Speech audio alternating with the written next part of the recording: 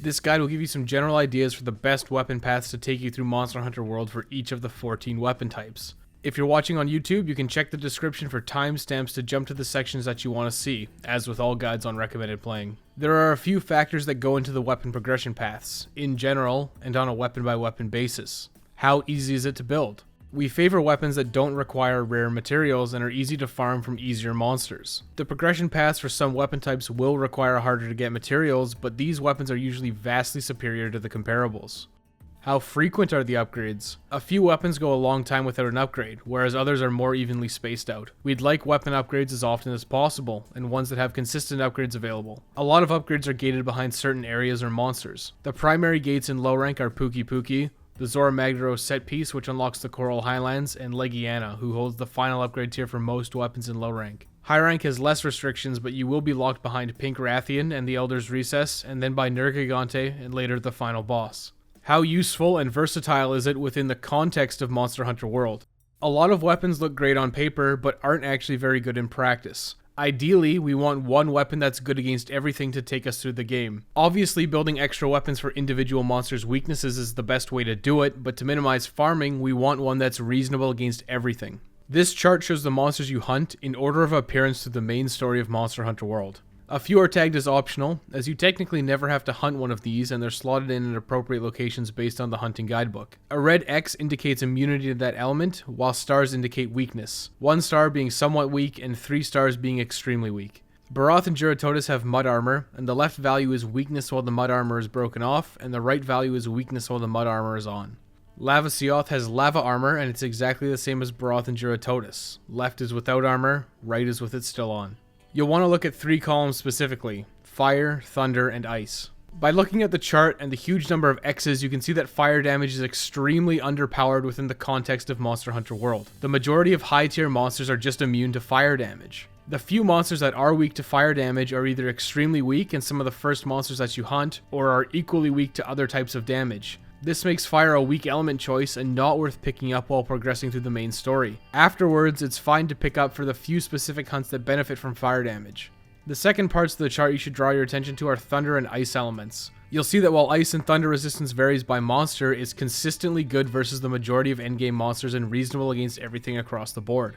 Since thunder is a consistently reasonable choice for all the mandatory monsters, it's a safe pickup. There are only 2 monsters who give us thunder elemental weapons: Tobi Kadachi and Kirin. Tobi Kadachi is an easy monster who you fight early on. Kirin is an Elder Dragon you must unlock and will be much more difficult to farm. As such, Tobi Kadachi's weapons are almost always a safe bet for every single weapon tree.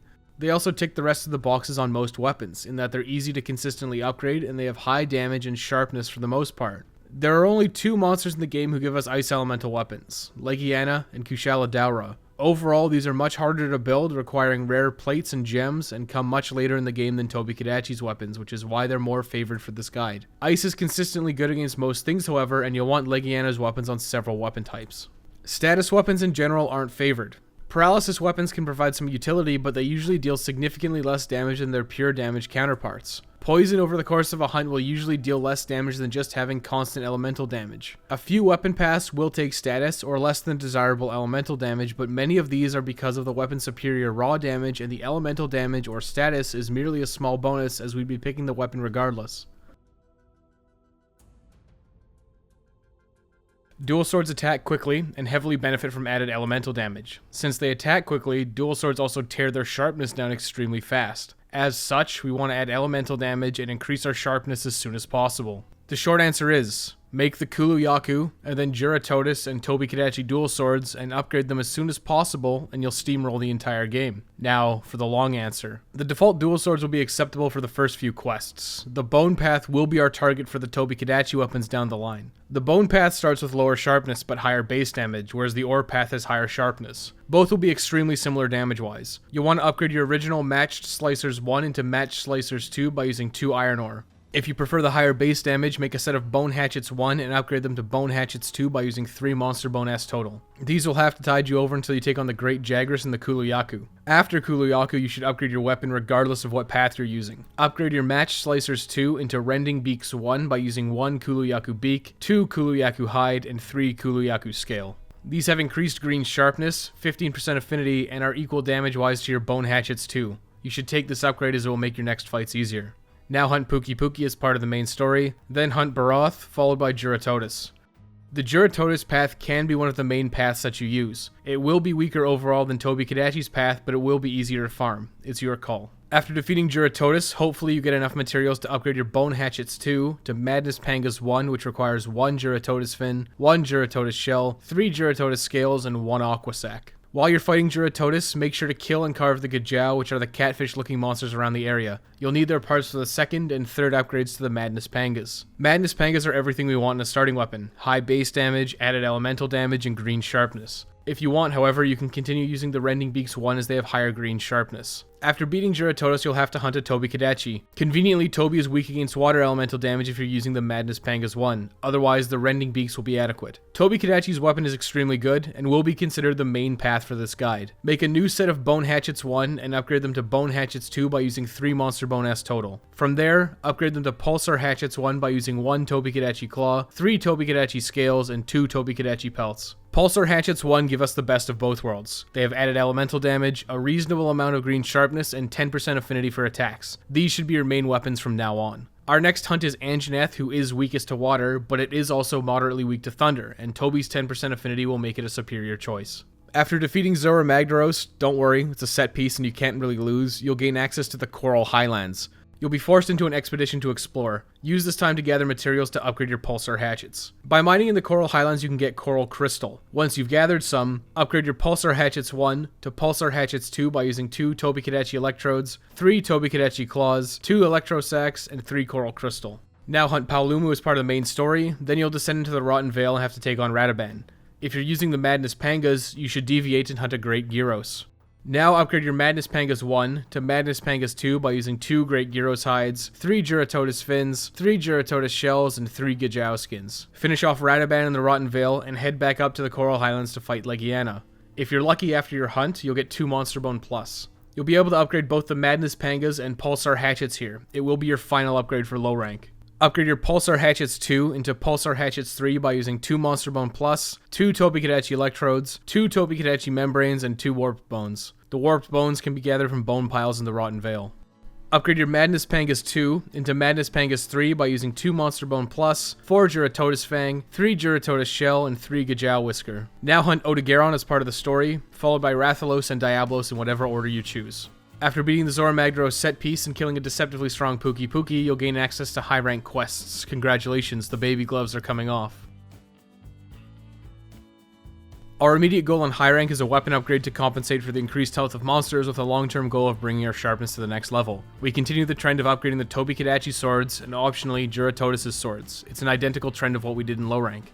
At the start of high rank, you'll be able to free hunt Juratotus in Wildspire Wastes and Tobi-Kadachi in the Ancient Forest. Hunt Tobi-Kadachi to upgrade your Pulsar Hatchets 3 into Kadachi Claws 1 by using 3 Tobi-Kadachi Claw Plus, 4 Tobi-Kadachi Scale Plus, 3 Tobi-Kadachi Pelt Plus, and 3 Dragon Vein Crystals. Dragon Vein Crystal can be harvested from red mining nodes in any area in high rank. Hunt Juratotus to upgrade your Madness Pangas 3 into Jurya Hatchets 1 by using 2 Juratotus Fin Plus, 2 Juratotus Carapace, 3 Juratotus Scale Plus, and 5 Gajau Scale. You'll have to hunt Diablos from Majestic Horns to upgrade your Kadachi Claws to the next level. This will be worthwhile, as it will make your fight versus Pink Rathian later easier. Breaking Diablos horns with dual blades isn't the easiest thing in the world, but if you focus your damage on the head, they should break. Afterwards, upgrade your Kadachi Claws 1 into Kadachi Claws 2 by using 2 Majestic Horn, 2 Tobi-Kadachi Electro Plus, 4 Tobi-Kadachi Claw Plus, and 3 Thundersack. Use these to take on the Pink Rathian and gain access to the Elder's Recess.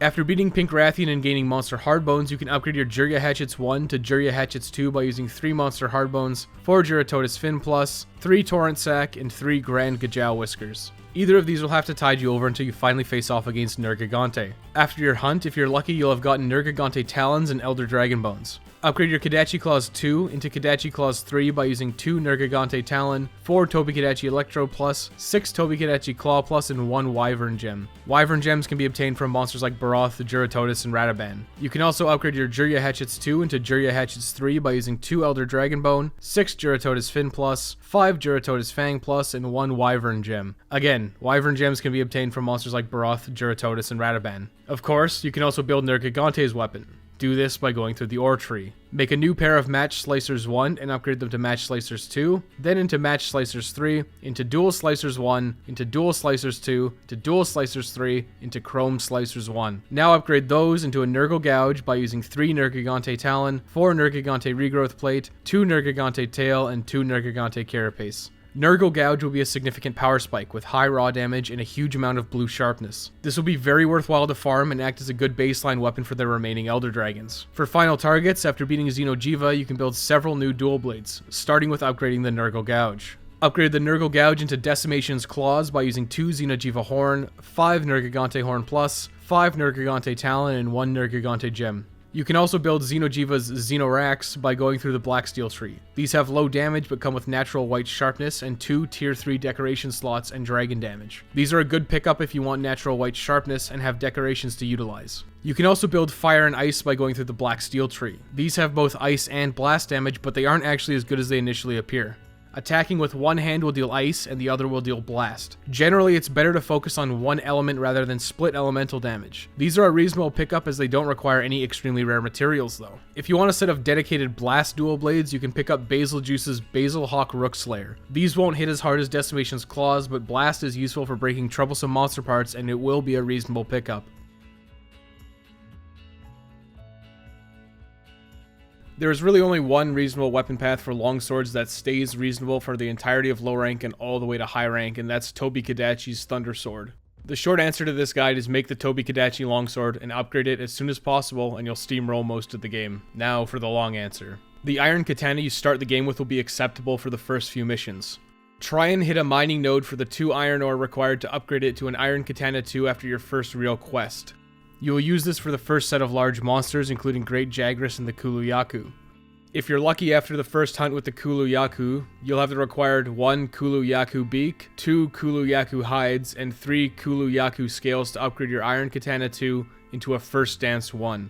This upgrade is technically optional as it is a dead-end path, but it will be a good bridge to the Tobi-Kadachi longsword. It's recommended to take this upgrade. If you didn't get the materials required and you don't want to fight Kulu-Yaku multiple times, the Iron Katana 2 will be acceptable to take out our next target, which is the Puki-Puki, but the First Dance 1 will be significantly easier. After the Puki-Puki, you'll want to complete your mandatory assignments of hunting a broth in Wildspire Wastes. If you didn't upgrade to a First Dance 1, you can upgrade to an Iron Katana 3 by mining Earth Crystals in Wildspire Wastes.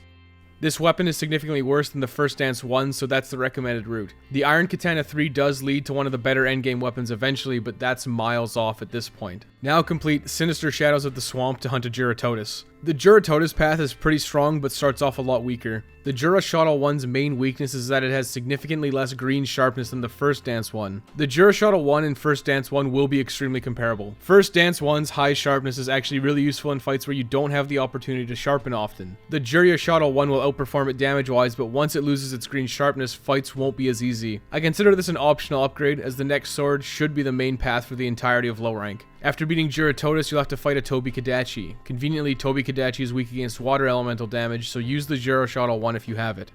After beating Tobi-Kadachi, make or buy Bone Shottle 1 and upgrade it to Bone Shottle 2.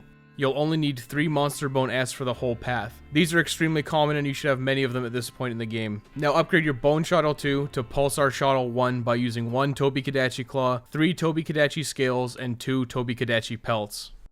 Our next sets are Anjanath and Zora Magdaros, both of which are weakest to water. Anjanath is still quite weak to thunder, so while the Pulsar Shottles have less raw damage, they have 10% affinity and much longer green sharpness, so this is probably what you should use against Anjanath. After defeating Zora Magdaros, don't worry, it's a set piece and you can't really lose, you'll gain access to the Coral Highlands. You'll be forced into an expedition to explore. Use this time to gather materials to upgrade your Pulsar Shottle. By mining in the Coral Highlands, you can get Coral Crystal. Upgrade your Pulsar Shottle 1 into a Pulsar Shottle 2 by using 2 Tobi-Kadachi Electrodes, 3 Tobi-Kadachi Claws, 2 Electro Sacs, and 3 Coral Crystals. Try and get the 3 Coral Crystals in your first expedition into the Coral Highlands, as this will make the next fight significantly easier. Continue progressing through the main story, you'll fight a Palaumu, and then you'll descend into the Rotten Vale and take out a Radoban. After Radoban, you'll return to the Coral Highlands and you'll have to take out Legiana. Thankfully, our weapon is perfect against it since it's weak to thunder. If you're lucky, after your hunt, you'll get 2 Monster Bone Plus. Your final upgrade for low rank is to upgrade your Pulsar Shottle 2 to Pulsar Shottle 3 by using 2 Monster Bone Plus, 2 Tobi-Kadachi Electrode, 2 Tobi-Kadachi Membrane, and 2 Warped Bones. The Warped Bones can be gathered from bone piles in the Rotten Vale. Take out the remaining monsters of low rank, hunt Odogaron, followed by Rathalos and Diabolos in whatever order you choose. After beating the Zora Magdaros set piece and killing a deceptively strong Puki, you'll gain access to high rank quests. Congratulations, the baby gloves are coming off. Our immediate goal in high rank is a weapon upgrade to compensate for the increased health of monsters, with a long-term goal of bringing our sharpness to the next level. At the start of high rank, you'll be able to free hunt Tobi-Kadachi in the Ancient Forest. If you can't find Tobi-Kadachi in Expedition mode, check for investigation quests. I had to do investigation quests until I unlocked an optional quest to hunt Tobi-Kadachi. After your hunt, upgrade your Pulsar Shuttle 3 to Kadachi Fang 1 by using 3 Tobi-Kadachi Claw Plus, 4 Tobi-Kadachi Scale Plus, 3 Tobi-Kadachi Pelt Plus, and 3 Dragon Vein Crystal. Dragon Vein Crystal can be found from red mining nodes in any high rank area. Thankfully, the Kadachi Fang 1 actually brings us up to natural blue sharpness. You can continue progressing with the main story, but to upgrade again, you'll need 2 Majestic Horns from Diabolos. Your Kadachi Claw 1 will be adequate for this, but to break its horns and get the 2 Majestic Horns will be an exercise in suffering. If you're having trouble breaking its horns, you can use Mega Barrel Bombs while it's sleeping, then capture it to try and up your chances, but it won't be easy. Upgrade your Kadachi Fang 1 to a Kadachi Fang 2 by using 2 Majestic Horns, 2 Tobi-Kadachi Electrode Plus, 4 Tobi-Kadachi Claw Plus, and 3 Thunder Sacks. Upgrading here will tide you over until you finally have to face off against Nergigante. Thankfully, he's also weak to Thunder. After your hunt, if you're lucky, you'll have gotten 2 Nergigante Talons. Upgrade your Kadachi Fang 2 to a Kadachi Fang 3 by using 2 Nergigante Talons, 4 Tobi-Kadachi Electrode Plus, 6 Tobi-Kadachi Claw Plus, and 1 Wyvern Gem. Of course, Nergigante's Longsword is an extremely good general-purpose weapon with high raw damage and sharpness. Build it by going through the Ore Tree. Build an Iron Katana 1 and upgrade it to an Iron Katana 2, into an Iron Katana 3, then Iron Grace 1, then Iron Grace 2, then Iron Grace 3, then Iron Gospel 1, then finally the Nurgle Reaver by using 3 Nergigante Talon, 4 Nergigante Regrowth Plate, 2 Nergigante Tail, and 2 Nergigante Carapace. Now you have an endgame weapon that's more than capable of carrying you through the rest of the game. For final targets, after beating Kushala Daura, you can build Legiana's Legia Stealer. It has extremely strong ice element and natural white sharpness, but it does suffer from lower base damage. After beating Xenojiva, you can upgrade your Nurgle Reaver into Extermination's Edge by using 2 Xenojiva Horn, 5 Nergigante Horn Plus, 5 Nergigante Talon, and 1 Nergigante Gem. This will serve as a versatile longsword with great blue sharpness and high raw damage. You can also build Xenojiva's Xeno Cipher by going through the Black Steel Tree. It has lower raw damage but a sliver of natural white sharpness which you can extend through Protective Polish, Razor Sharp, or Handicraft. It has 15% affinity, a bit of Dragon Element with low Elder Seal, but more importantly, it has 2 Tier 3 decoration slots. This will be extremely useful if you have some good decorations. Then if you're interested in a Blast Element longsword, you can build Teostra's Imperial Shimmer by going through the Black Steel Tree again. This has high blast, good blue sharpness, and reasonable raw damage. Finally, if you're interested in a raw damage longsword, you can do arena quests to build the Divine Slasher. This may not look like much, but when tied with an Elementalist decoration and Handicraft, it becomes the hardest hitting longsword in the game.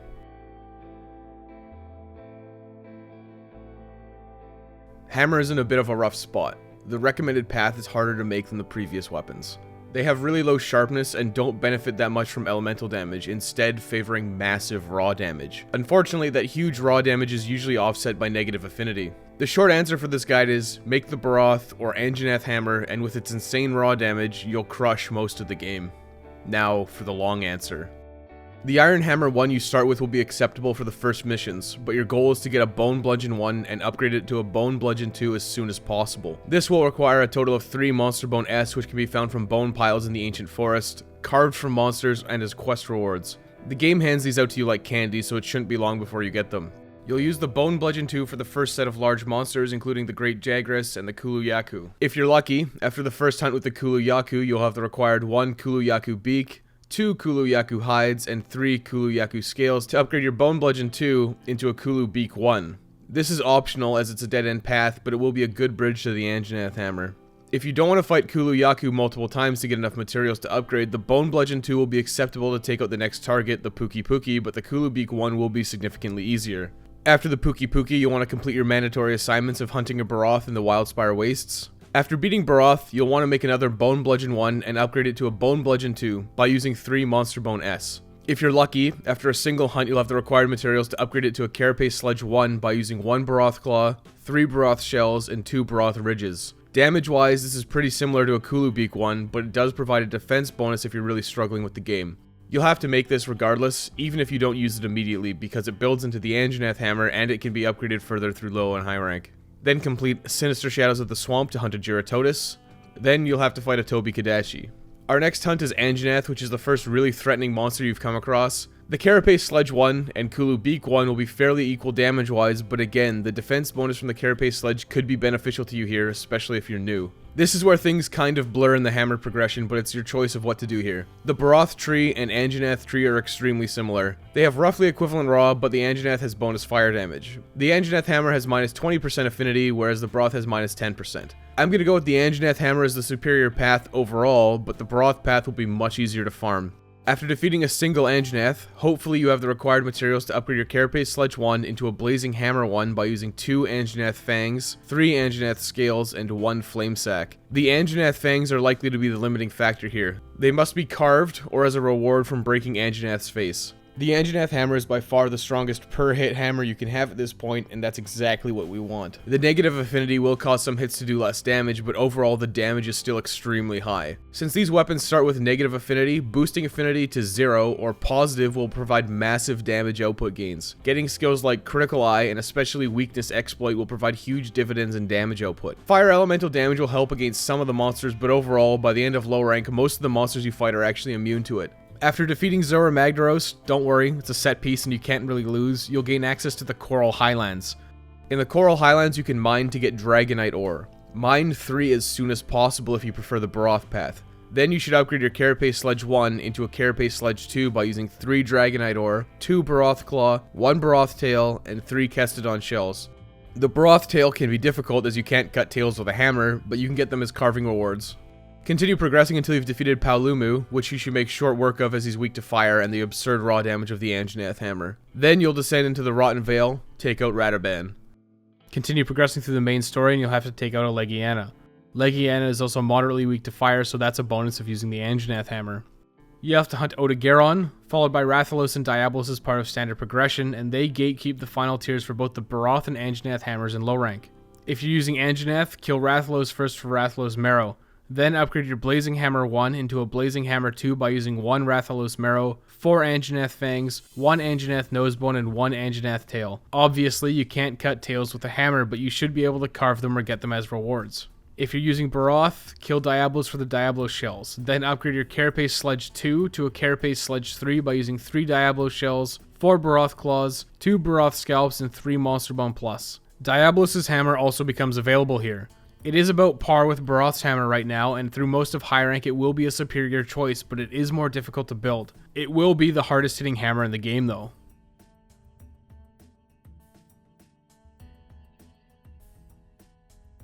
Our immediate goal in high rank is a weapon upgrade to compensate for the increased health of monsters, with a long-term goal of bringing our sharpness to the next level, which unfortunately won't happen for a while. Anjanath's hammer has served its purpose. Diabolos' hammer is now available, and Baroth's hammer is more consistent. First things first, hunt Baroth and upgrade your Carapace Sledge 3 into a Baroth Breaker 1 by using 2 Baroth Claw Plus, 3 Baroth Carapace, 2 Baroth Ridge Plus, and 5 Kestodon Carapace.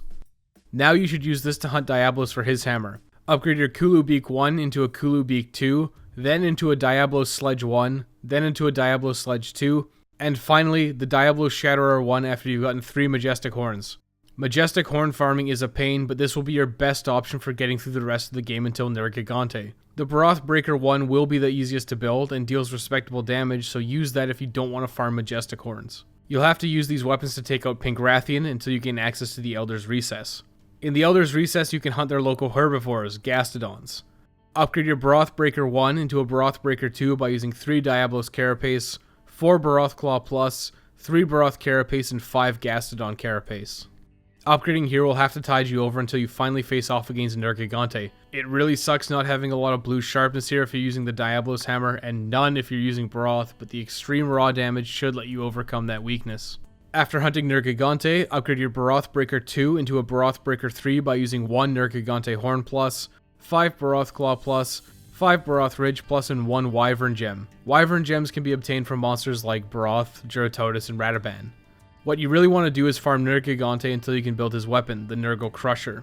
Go through the ore path from Iron Hammer 1 to Iron Archdemon 1 and upgrade it into a Nurgle Crusher by using 3 Nergigante Talons, 4 Nergigante Regrowth Plates, 2 Nergigante Tail, and 2 Nergigante Carapace.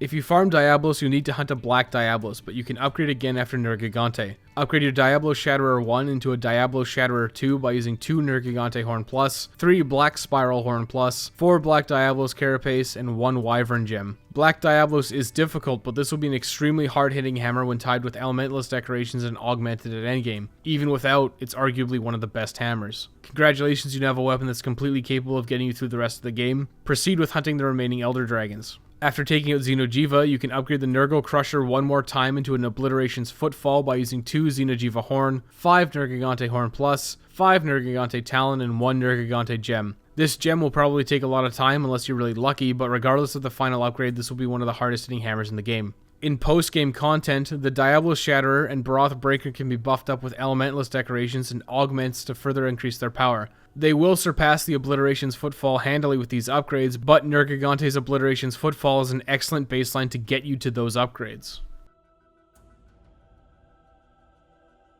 Greatswords don't benefit much from elemental damage and instead favor massive raw damage.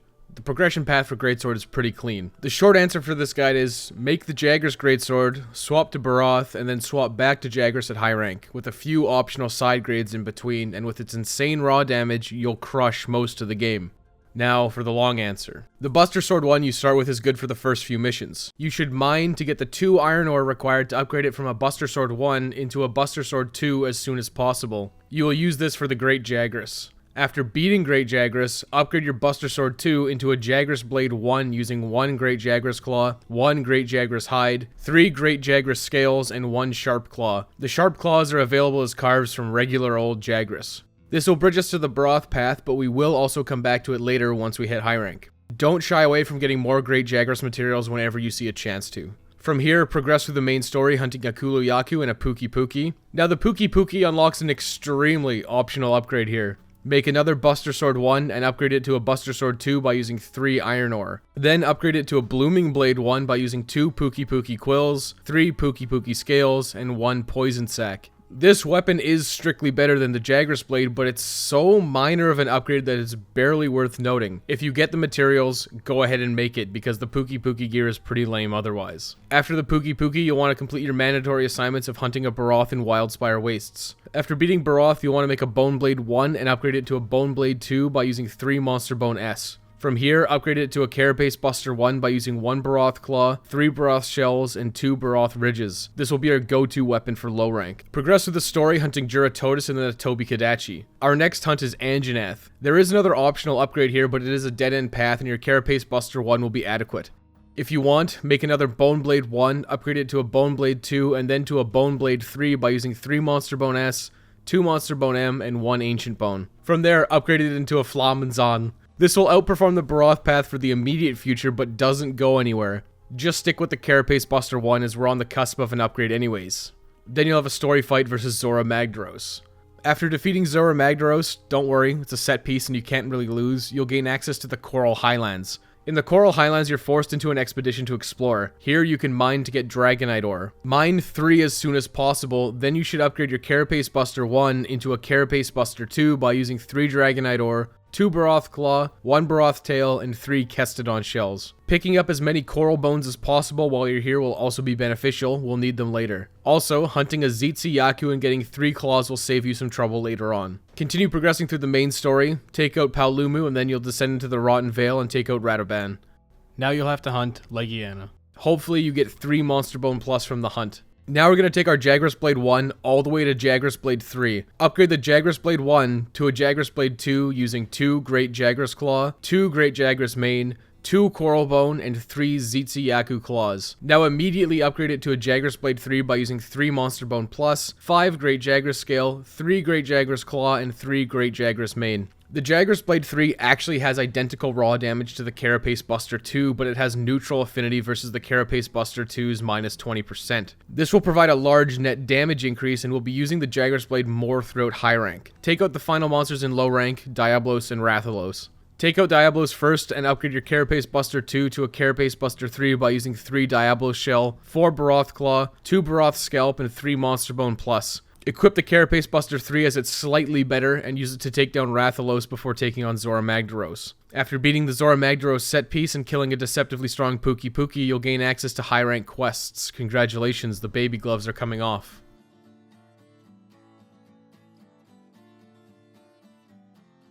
Our immediate goal in high rank is a weapon upgrade to compensate for the increased health of monsters, with a long-term goal of bringing our sharpness to the next level. Right out the gate in high rank you'll have some options. The Great Jagras path overall is better, but they're slightly different. You can immediately go hunt a Baroth if you want to hit immediate blue sharpness, but in high rank the Great Jagras and Baroth paths have equalized damage-wise. Baroth has more blue sharpness but minus 20% affinity, which makes the Great Jagras path much more appealing. Use the Carapace Buster 3 for the last time to hunt a Great Jagras. Upgrade your Jagras Blade 3 into a Jagras Hacker 1 by using 6 Great Jagras Scale Plus, 4 Great Jagras Claw Plus, 6 Great Jagras Mane, and 5 Piercing Claws. The Piercing Claws can be carved from the small Jagras that will harass you while you take out the Great Jagras. Now use the Jagras Hacker 1 to progress through the main story until you take out Pink Rathian. Hopefully you'll get the 4 monster hardbones required to upgrade it. If not, suffer through another hunt. Also, go hunt a Zitzi Yaku or 2 to get 5 Claw Plus. Upgrade your Jagras Hacker 1 into a Jagras Hacker 2 by using 4 Monster Hardbones, 6 Jagras Claw Plus, 6 Jagras Hide Plus from Standard Jagras, and 5 Zitzi Yaku Claw Plus. Now this should be enough to carry you to Nergigante. But if you can't put up with the pitiful blue sharpness, you can build the Baroth Greatsword.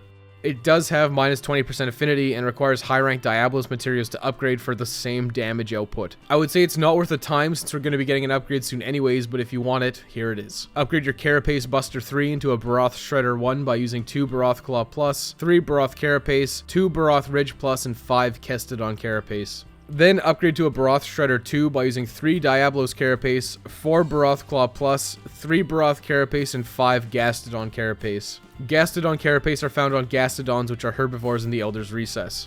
Make your choice, and you'll have to take on Nergigante. Nergigante's Greatsword path is excellent. It's recommended to farm Nergigante until you can build the Nurgle Judicator, as it's just miles ahead of either of the Greatsword options at this point in the game.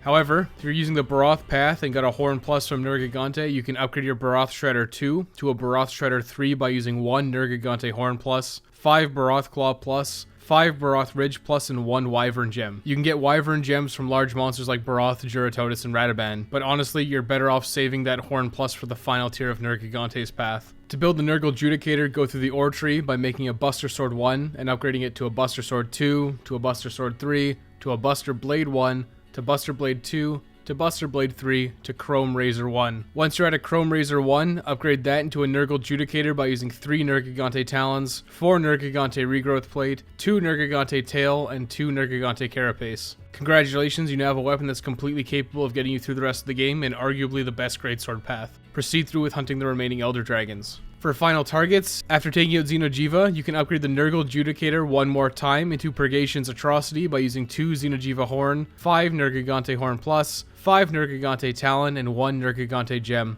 The gem will take a lot of time, unless you're lucky, but will be well worth the investment.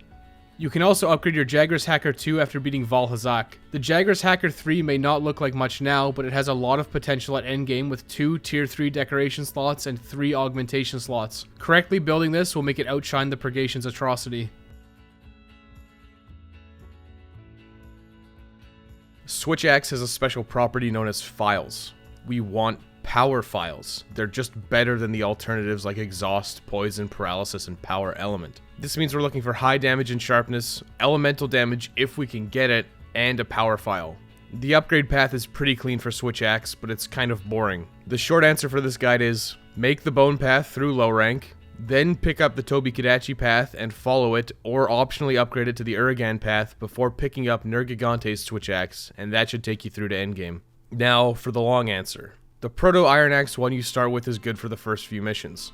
The Bone path will be our preference, but in these early stages they're very similar. Proto-Iron Axe 2 gets green sharpness, but the Bone Axe 2 has 35 more raw damage. both have the power file that we want. Green sharpness isn't important just yet, so the focus should be on the bone path. However, you can build the ore path if you prefer having more green sharpness at this early stage of the game, as it will be used for an upgrade later on. The best part about the bone and ore paths is you won't need specific monster parts, and you'll instead need to gather bones or ores. These are found around the map and appear as fairly consistent rewards from every single monster. Make a Bone Axe 1 and upgrade it to a Bone Axe 2 by using 3 Monster Bone S. Unfortunately, this will have to tide you over until you've hunted the Pookie Pookie. You should get Monster Bone M from the hunt. Use 2 Monster Bone M and 1 Ancient Bone to upgrade your Bone Axe 2 into a Bone Axe 3. Now do your mandatory hunts of a Baroth and a Juratotus in Wildspire Wastes. You can optionally make a Madness Axe 1 from Juratotus or a Carapace Axe 1 from Baroth, but we lose the very desirable power file for less desirable power element or paralysis. The Carapace Axe would be the preference here, as it has 35 higher raw damage but loses power file, and it's minus 20% affinity, which enables feeble hits. This does bridge into the Diablo Switch Axe later, which is one of the strongest in the game, but starts off quite weak, so stick with the Bone Axe 3 for now. Keep progressing and hunt Tobi-Kadachi. Hang on to the materials. We won't be able to build the Switch Axe now, but we will later. Then hunt Anjanath. Once you beat Anjanath, you'll be able to upgrade from the Bone Axe 3 to the Bone Smasher 1 by using 1 Monster Bone L, 5 Monster Bone M, and 2 Boulder Bone. Monster Bone L are rewards from monsters like Anjanath, Rathian, and Zetsuyaku. The Boulder Bones can be scavenged from bone piles in the Wildspire Wastes. After defeating Zora Magdaros, don't worry, it's a set piece and you can't really lose, you'll gain access to the Coral Highlands. In the Coral Highlands, you're forced into an expedition to explore. Here you can mine to get Dragonite ore. Mine 5 as soon as possible. Also try and get 3 Coral Crystal while you're here, they'll be used later. Upgrade your original Proto Iron Axe 1 into a Proto Iron Axe 2 by using 2 iron ore. Then upgrade that into a Proto Iron Axe 3 by using 2 Earth Crystals, 2 Macalite ore, and 5 iron ore. Then upgrade that into a Thunder Axe 1 by using 5 Dragonite ore, 1 Tobi-Kadachi Electrode, 2 Tobi-Kadachi Claw, and 1 Electro Sac. This upgrade is not immediately better than the Bone Smasher 1, but will be useful once we hit late low and high rank. You can use it if you want, but the Bone Smasher has higher damage. Continue through the main story, take out Paolumu, then you'll descend into the Rotten Vale, and you can take out Radaban. Then we'll have to take on Legiana. Hopefully you'll get 2 Monster Bone Plus from the hunt. You have a choice to make here. You can use your 2 Monster Bone Plus to upgrade your Bone Smasher 1 into a Bone Smasher 2, or you can use them to upgrade your Thunder Axe 1 into a Thunder Axe 2. The Bone Smasher 2 has higher raw damage, but this is the last useful upgrade of the Bone Path, as once we hit high rank, the damage equalizes, and the file changes from the awesome Power file to the less useful Dragon file. By going down the Thunder Axe path, you'll lose 35 raw damage and gain 90 Thunder. I'm going to suggest this, even though it's slightly weaker, because it will continue to be useful through high rank. You can upgrade your Thunder Axe 1 into a Thunder Axe 2 by using 2 Monster Bone Plus, 2 Tobi-Kadachi Electrode, 2 Tobi-Kadachi Membrane, and 3 Coral Crystal. This is your last upgrade for low rank. Use whichever weapon you made to take out Odogaron, Rathalos, and Diablos. After beating the Zora Magdaros set piece and killing a deceptively strong Pookie Pookie, you'll gain access to high rank quests. Congratulations, the baby gloves are coming off. Our immediate goal in high rank is a weapon upgrade to compensate for the increased health of monsters, with a long-term goal of bringing our sharpness to the next level. You'll immediately want to hunt a Tobi-Kadachi, mine Carbolite ore, and take out some Vespoids, which are the insect enemies around, to get materials required to upgrade your Thunder Axe 2. Upgrade your Thunder Axe 2 into a Lightning Chopper 1 by using 5 Carbolite ore, 4 Tobi-Kadachi Scale Plus, 3 Tobi-Kadachi Pelt Plus, and 3 Vespoid Inner Wing. You actually can build a Lightning Chopper 1 outright by using 4 Thunder Sac, 7 Carbolite ore, 3 Tobi-Kadachi Scale Plus, and 1 Light Crystal. This may be more convenient for you if you're having trouble getting the Vespoid Inner Wings. Now use the Lightning Chopper 1 to progress through the main story until you take out Pink Rathian and gain access to the Elder's Recess. Now you have another choice to make. You can mine in the Elder's Recess for Fusium ore and upgrade your Lightning Chopper 1 into a Lightning Chopper 2 by using 5 Fusium ore, 2 Tobi-Kadachi Electrode Plus, 4 Tobi-Kadachi Membrane, and 3 Thunder Sac. Or you can hunt a new monster, Uragan, to build a Motor Chopper 1. Use 1 Uragan Jaw, 6 Uragan Scale Plus, 4 Uragan Carapace, and 1 Uragan Marrow to upgrade your Lightning Chopper 1 into a Motor Chopper 1. These weapons will both be comparable. They both have the extremely desirable power file. The Motor Chopper 1 has 35 more raw damage, a good chunk more blue sharpness with 120 fire damage versus the thunder damage on the Lightning Chopper 2, with plus 30 defense as a nice little bonus. Fire damage is less desirable than Thunder, but it will be alright versus Nergigante and later Valhazak. It is significantly harder to build, as you'll need to hunt at least one Uragan versus simply mining in the Elder's Recess and hunting more Tobi-Kadachi. It does have a better final upgrade tier, but requires an Uragan Ruby and Teostra materials. Your next hunt is going to be Nergigante, and he's weakest to Thunder Element, but again, the damage will be comparable. If after your hunt you got 3 Elder Dragon Blood, you can upgrade your Lightning Chopper 2 into a Lightning Chopper 3 by using 3 Elder Dragon Blood, 4 Tobi-Kadachi Electrode Plus, 6 Tobi-Kadachi Claw Plus, and 1 Wyvern Gem. You can get Wyvern Gems from hunting monsters like Baroth, Juratotus, and Radaban. Of course, Nergigante's Switch Axe is amazing. You can build the Nurgle Gash by going through the Ore Tree. Build a Proto Iron Axe 1 into Proto Iron Axe 2 into Proto Iron Axe 3 into Improved Steel Axe 1 into Improved Steel Axe 2 into Improved Steel Axe 3 into Perfect Alloy Axe 1, and finally, the Nurgle Gash. Congratulations, you now have a weapon that's completely capable of getting you through the rest of the game and one of the best Switch Axes. This will be adequate for taking out the remaining Elder Dragons. After taking out Xeno'jiiva, you can upgrade the Nurgle Gash one more time into Dying Light by using 2 Xeno'jiiva Horns, 5 Nergigante Horn Plus, 5 Nergigante Talons, and 1 Nergigante Gem. The gem will take a lot of time, unless you're really lucky, but it will be worth the investment. For additional endgame weapons, you can upgrade the Motor Chopper 1 into a Motor Chopper 2 by using 4 Teostra Carapace, 2 Uragan Jaw, 4 Uragan Scoot, and 1 Uragan Ruby. This will be most useful in hunts against Val-Hazak and Kirin, as they are extremely weak to fire. It won't be as useful for everything else because about 12 of the 36 monsters in the game are immune to fire. You can also go through the Diablos path to build the Axe of Demons, which has the highest raw damage output available with a power file, and it will be an excellent option once you can offset the negative affinity and gain non-elemental boost through gear or decorations. The Charge Blade, like the Switch Axe, has files, but it only has Impact and Power Element. Impact is our preferred file type, to the point where anything that has Power Element should be disregarded. The progression path for Charge Blade is actually very easy and clean, especially in low rank. The short answer to this guide is, make the Bone Path, pick up the Jagras Charge Blade, then as soon as possible pick up the Rathian Charge Blade and use it for all of low rank. Then swap back to the Jagras Charge Blade at the start of high rank, then you can flip-flop between Jagras and Rathian, and to no one's surprise, pick up the Nergigante Charge Blade. Now for the long answer. The Proto Commission Axe 1 you start with is good for the first missions, but you'll want to build the Bone Path as soon as possible. Make a Bone Strong Arm 1 and upgrade it to a Bone Strong Arm 2 by using 3 Monster Bone S. You'll use this to take on Great Jagras. After beating him, immediately upgrade your Bone Strong Arm 2 into a Jagras Strong Arm 1 by using 1 Great Jagras Claw, 1 Great Jagras Hide, 3 Great Jagras Scales, and 1 Sharp Claw. You can get Sharp Claws from regular old Jagras. Pick this up, you'll be using it for a while. Once you unlock Wildspire Wastes, you can go through standard progression and hunt Baroth and Juratotus. After you beat Juratotus, make his weapon.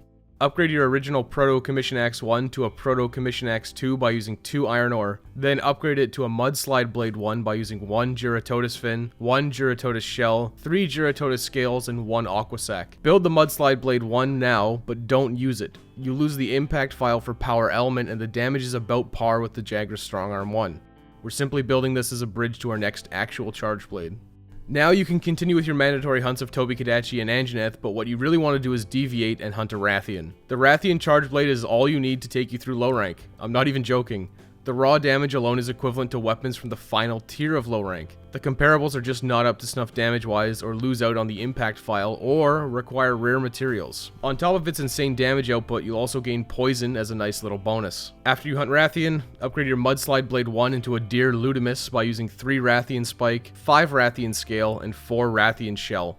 You'll likely need to farm at least 2 Rathians for the materials. Make sure to cut the tails for extra carbs and break its wings, back, and head if possible. Now you're situated for the rest of low rank. There will be some optional deviations you can make towards the end, but they aren't necessarily better. Here are some of your alternative options, and keep in mind these require materials from the final monsters in low rank. The Gyro's Strong Arm 2 has the same raw damage, but it gains 15% affinity and changes the poison to paralysis. You'll need Diablos Fangs to make it, and those are usually spent on Diablos' weapons.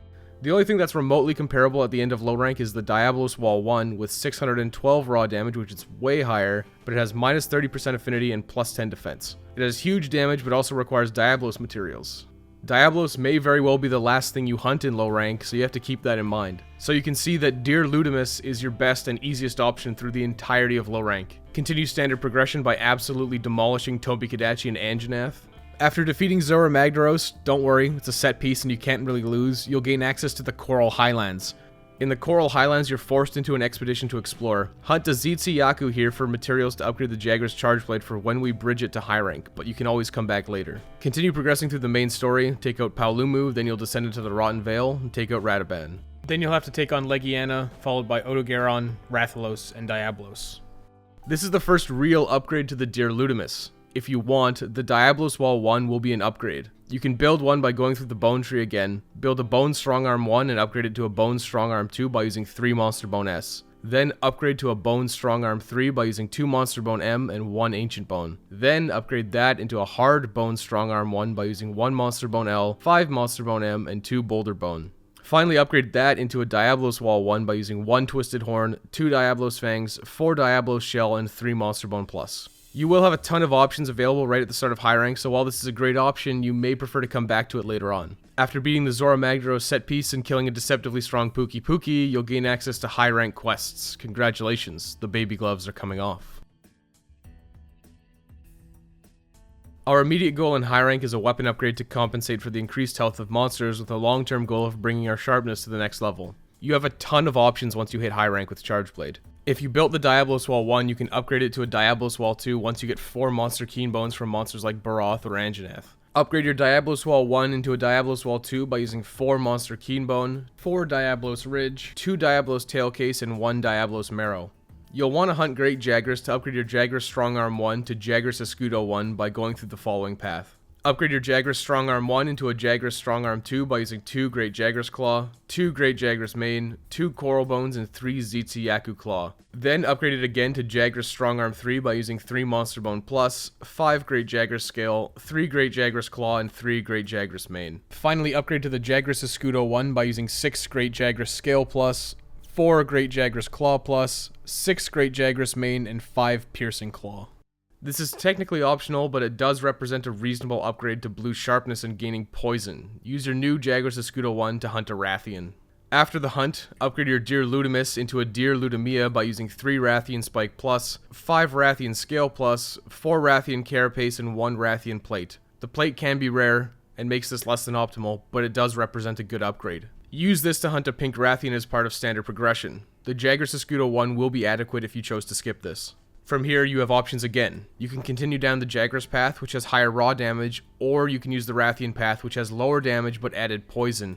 They have roughly equivalent blue sharpness. If you want to do the Jagras path, hunt the Zetsuyaku for claws, and use the monster hardbones you got from Pink Rathian to upgrade your Jagras Escudo 1 to Jagras Escudo 2 by using 4 monster hardbone, 6 Great Jagras Claw Plus, 6 Great Jagras Hide Plus, and 5 Zetsuyaku Claw Plus.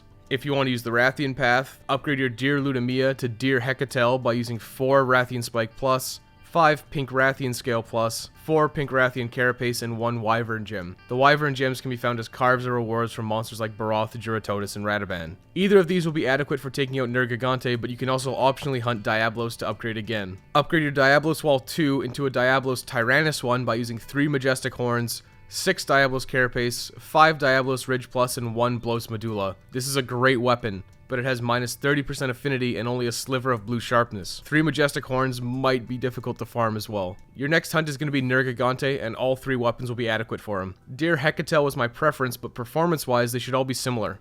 Jagras Escudo 2 will be by far the easiest to build. If after your hunt you got 3 Elder Dragon Blood, you can upgrade your Deer Hecatel into a Deer Hecatelia. I wouldn't recommend this because of the Rathian Ruby requirement and the Elder Dragon Blood being better spent on other equipment. Instead, you should build the Nurgle Lacerator by going through the Ore path. Build a Proto Commission X1 and upgrade it into a Proto Commission X2, and then into a Proto Commission X3, into Elite Commission X1, into Elite Commission X2, into Elite Commission X3, into Chrome Guardian 1. Then upgrade that into a Nurgle Lacerator by using 3 Nergigante Talon, 4 Nergigante Regrowth Plate, 2 Nergigante Tail, and 2 Nergigante Carapace. Congratulations, you now have a weapon that's completely capable of getting you through the rest of the game and one of the best charge blades. This will be adequate for taking out all the remaining Elder Dragons. After taking out Xeno'jiiva, you can upgrade the Nurgle Lacerator one more time into Devastation's Thorns by using 2 Xeno'jiiva Horns, 5 Nergigante Horn Plus, 5 Nergigante Talons, and 1 Nergigante Gem. The gem will take a lot of time, unless you're lucky, but will be well worth the investment. For additional endgame weapons, you can hunt Black Diablos to upgrade your Diablos Tyrannus 1 into a Diablos Tyrannus 2 by using 2 Nergigante Horn Plus, 3 Black Spiral Horn Plus, 4 Black Diablos Carapace, and 1 Wyvern Gem. Once you gain access to equipment and decorations to offset the negative affinity and gain non-elemental damage up, this will be the hardest hitting charge blade in the game. Sword and Shield is an extremely versatile weapon. It touts high mobility and reasonable defense. You can guard and use items while your weapon is unsheathed. You also have the ability to knock out monsters with shield bash attacks. Sword and Shield attacks quickly and therefore benefits heavily from elemental damage. You'll want to exploit elemental weaknesses as much as possible. Ideally, this means building one of every type of elemental Sword and Shield, and I'll provide the options. In practice, you can get by with just Tobi-Kadachi's Thunder Elemental Sword, as it's decent against everything. The short answer of this guide is, build the Great Jagger's Sword and Shield to bridge you to the Pukei-Pukei Sword and Shield, and then use that until you can build Tobi-Kadachi's Path, which will be adequate to take you to Nergigante, and you can pick up his Sword and Shield then. Now, for the long answer. The Hunter's Knife one you start with is good for the first missions, but you'll want to build the Bone Path as soon as possible. Make a Bone Kukri 1, and upgrade it to a Bone Kukri 2 by using 3 Monster Bone S. You'll use this to take on the Great Jagras. After your victory, immediately upgrade your Bone Kukri 2 into a Jagras Edge 1 by using 1 Great Jagras Claw, 1 Great Jagras Hide, 3 Great Jagras Scale, and 1 Sharp Claw. You can get Sharp Claws from regular old Jagras. Continue progressing and you'll eventually fight a Pukei-Pukei.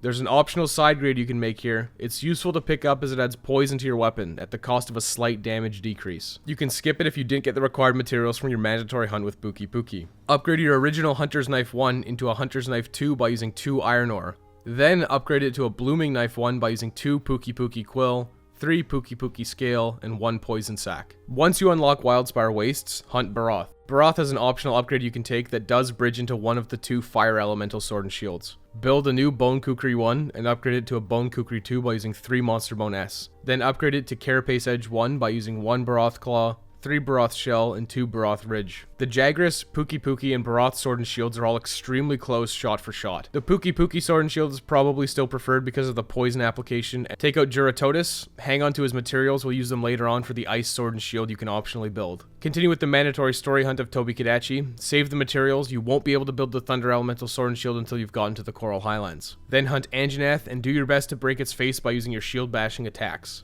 Now you can upgrade your Carapace Edge 1 into a Blazing Edge 1 by using 2 Anjanath Fang, 3 Anjanath Scale, and 1 Flame Sac. Equip it because the added fire elemental damage will surpass the ability to poison monsters from now on. If you miss applying poison, you can always give a poison weapon to your Palico. After defeating Zora Magdaros, don't worry, it's a set piece and you can't really lose, you'll gain access to the Coral Highlands. In the Coral Highlands, you're forced into an expedition to explore. Gather bone piles for sturdy bones. After you gather some, upgrade your Jagras Edge 1 into a Thunder Edge 1 by using 5 Sturdy Bone, 1 Tobi-Kadachi Electrode, 2 Tobi-Kadachi Claw, and 1 Electro Sac. You'll be wanting to switch weapons based on elemental weaknesses from now on. In general, Thunder is always a safe bet, but your next hunt is Paolumu, who is weak to fire, so hang on to the Blazing Edge 1. After Paolumu, you'll descend into the Rotten Vale and take out Radaban. Radaban isn't weak to anything you have, so you can use your preference. Then you'll have to take on Legiana. Legiana is weakest to Thunder, but also moderately weak to Fire. The damage on Blazing Edge 1 and Thunder Edge 1 will be comparable. After Legiana, you'll hopefully get 2 Monster Bone Plus. Use them to upgrade your Thunder Edge 1 into Thunder Edge 2 by using 2 Monster Bone Plus, 2 Tobi-Kadachi Electrode, 2 Tobi-Kadachi Membrane, and 2 Warped Bone. Warped Bones can be found in bone piles in the Rotten Vale. Use this for the remainder of low rank, as the rest of the monsters are immune to fire and quite weak to thunder. But if you're feeling up to it, you can also build Legiana's Ice Elemental Sword and Shield. Build another Hunter's Knife 1 and upgrade it to a Hunter's Knife 2 by using 3 Iron Ore. Upgrade this to Aqua Messer 1 by using 3 Earth Crystal, 1 Juratotis Shell, 3 Juratotis Scale, and 1 Aqua Sac. Then upgrade it to an Aqua Messer 2 by using 5 Dragonite Ore, 3 Juratotis Fin, 2 Juratotis Fang, and 3 Gajau Skin. From there, upgrade it down the Legiana path to Glacial Grace 1 by using 3 Legiana Claw, 4 Legiana Scale, and 2 Frost Sac. Now continue with your mandatory story hunts of Odogaron, followed by Rathalos and Diablos. If you built Glacial Grace 1, use it on Odogaron and Diablos. Otherwise, Thunder Edge 2 will be more than adequate. Rathalos is weak to Thunder, so just use Thunder Edge 2.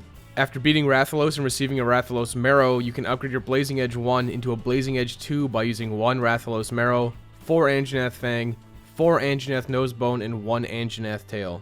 After beating the Zora Magdaros set piece and killing a deceptively strong Pukei-Pukei, you'll gain access to high rank quests. Congratulations, the baby gloves are coming off.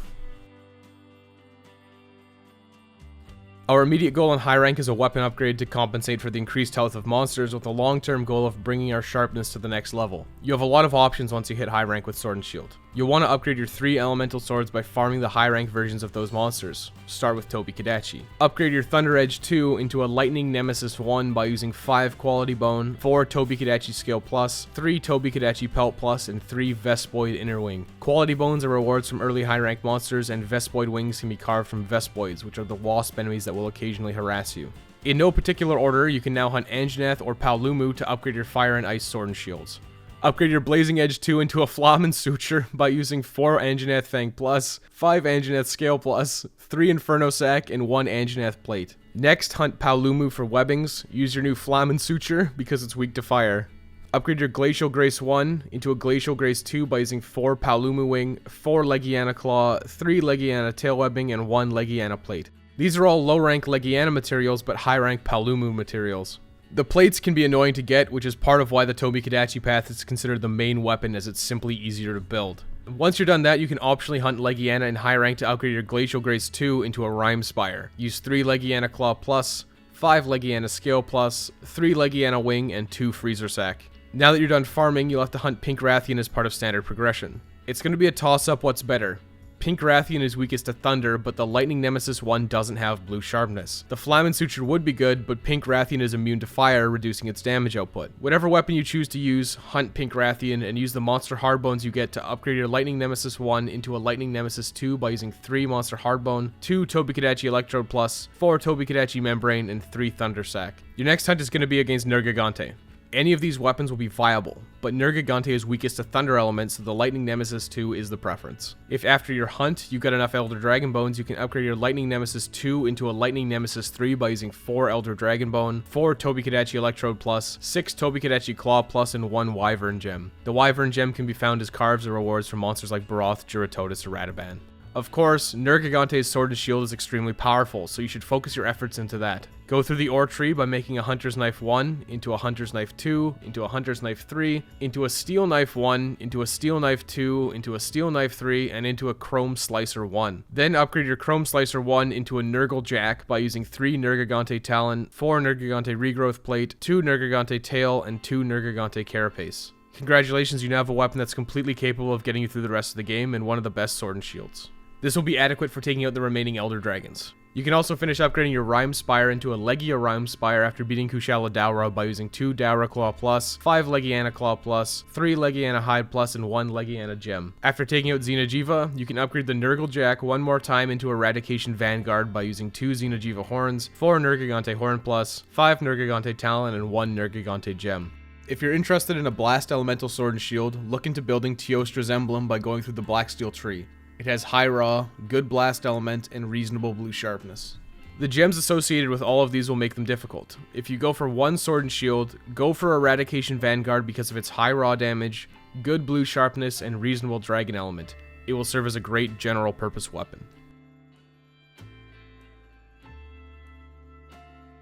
Lance is one of the best defensive weapons in the game. Don't misunderstand and assume it's weak. It has the ability to stick to monsters like glue and continually deal damage throughout the entirety of a fight. The Lance progression path is very easy and clean. The short answer is, build the Kulu Lance to bridge you to the Tobi-Kadachi path, which will be adequate to take you to Nergigante, and then you can pick up his lance. Now, for the long answer. The Iron Lance one you start with conveniently is part of our required path. Upgrade it as soon as possible to an Iron Lance 2 by using 2 Iron Ore. You'll use this to take on the Great Jagras, followed by the Kulu Yaku. Once you've beaten Kulu Yaku, upgrade your Iron Lance 2 into a Kulu Lance 1 by using 1 Kulu Yaku Beak, 2 Kulu Yaku Hide, and 3 Kulu Yaku Scale. Make sure that you build this, you'll be using it for a while. Continue your mandatory hunts starting with Pookie Pookie. Optionally, if you prefer, you can build Pookie Pookie's Poison Lance here. It has less raw damage and loses affinity for poison damage. The Kulu Lance is better overall, and it's my preference. Once you unlock Wildspire Wastes, hunt Baroth and Juratotus. Continue with your mandatory story hunt of Tobi-Kadachi. Save the materials, you won't be able to build the Thunder Lance until you've gotten to the Coral Highlands. Continue progressing and take out Anjanath. After defeating Zora Magdaros, don't worry, it's a set piece and you can't really lose, you'll gain access to the Coral Highlands. In the Coral Highlands, you're forced into an expedition to explore. You'll want to mine here to get Dragonite Ore. Mine 5 as soon as possible. Also try and get 3 Coral Crystal, you'll need it a bit later. You do actually have a choice to make here. You can continue using the Kulu Lance, or you can upgrade it into the Thunder Lance. Upgrading to the Thunder Lance will be a raw damage spike and you'll gain thunder damage, but you'll lose the affinity of the Kulu Lance. Upgrade your Kulu Lance 1 into a Thunder Lance 1 by using 5 Dragonite Ore, 1 Tobi-Kadachi Electrode, 2 Tobi-Kadachi Claw, and 1 Electro Sac. Continue progressing by taking out Paolumu. Afterwards, hunt Rataban. If you're still using the Kulu Lance 1, upgrade it to a Kulu Lance 2 by using 3 Rataban Scale, 2 Kulu Yaku Beak, 2 Kulu Yaku Plume, and 3 Boulder Bone. Boulder Bones can be gathered from bone piles and Wildspire wastes. Then you'll have to take on Legiana. Legiana is weakest to Thunder, so the Thunder Lance 1 is preferred, but the damage on Kulu Lance 2 with its high affinity and Thunder Lance 1 will be pretty close. After Legiana, you'll hopefully get 2 Monster Bone Plus. Use them to upgrade your Thunder Lance 1 into a Thunder Lance 2 by using 2 Monster Bone Plus, 2 Tobi-Kadachi Electrode, 2 Tobi-Kadachi Membrane, and 3 Coral Crystal. Coral Crystal can be mined from mining nodes in the Coral Highlands. If you're using the Thunder Lance 2, this is your last upgrade for low rank. If you're using the Kulu Lance 1, you'll have 1 more upgrade. Hunt Odogaron as part of standard story progression. Use 2 Odogaron Claw, 2 Kulu Yaku Beak, 4 Kulu Yaku Plume, and 3 Warped Bones to upgrade your Kulu Lance 2 into a Kulu Lance 3. This has lower raw than the Thunder Lance 2, which is why that's the preferred path for the rest of low rank. Continue progressing by taking out the last monsters in low rank, Rathalos and Diablos in whatever order you like. After beating the Zora Magdaros set piece and killing a deceptively strong Pookie Pookie, you'll gain access to high rank quests. Congratulations, the baby gloves are coming off. Our immediate goal in high rank is a weapon upgrade to compensate for the increased health of monsters with a long-term goal of bringing our sharpness to the next level. You have a couple of options with Lance once you hit high rank. You'll want to upgrade your Kulu Lance or Thunder Lance immediately by hunting Kulu Yaku and or Tobi-Kadachi. Tobi-Kadachi is preferred as it represents a larger power spike in this early stage, but it will have less sharpness than the Kulu Lance. If you're using the Kulu weapons, hunt Kulu Yaku first. Upgrade your Kulu Lance 3 into a Kulu Hasta 1 by using 3 Kulu Yaku Beak Plus, 4 Kulu Yaku Hide Plus, and 6 Kulu Yaku Scale Plus. If you're a boss and using the Tobi-Kadachi weapons, hunt Tobi-Kadachi immediately. Upgrade your Thunder Lance 2 into a Lightning Spire 1 by using 5 Carbonite Ore, 4 Tobi-Kadachi Scale Plus, 3 Tobi-Kadachi Pelt Plus, and 3 Vespoid Innerwing. Carbonite Ore can be mined from any high-rank mining node, and Vespoid Innerwings can be carved from Vespoids. Use red pits on your slinger to avoid breaking them apart, rendering them uncarvable.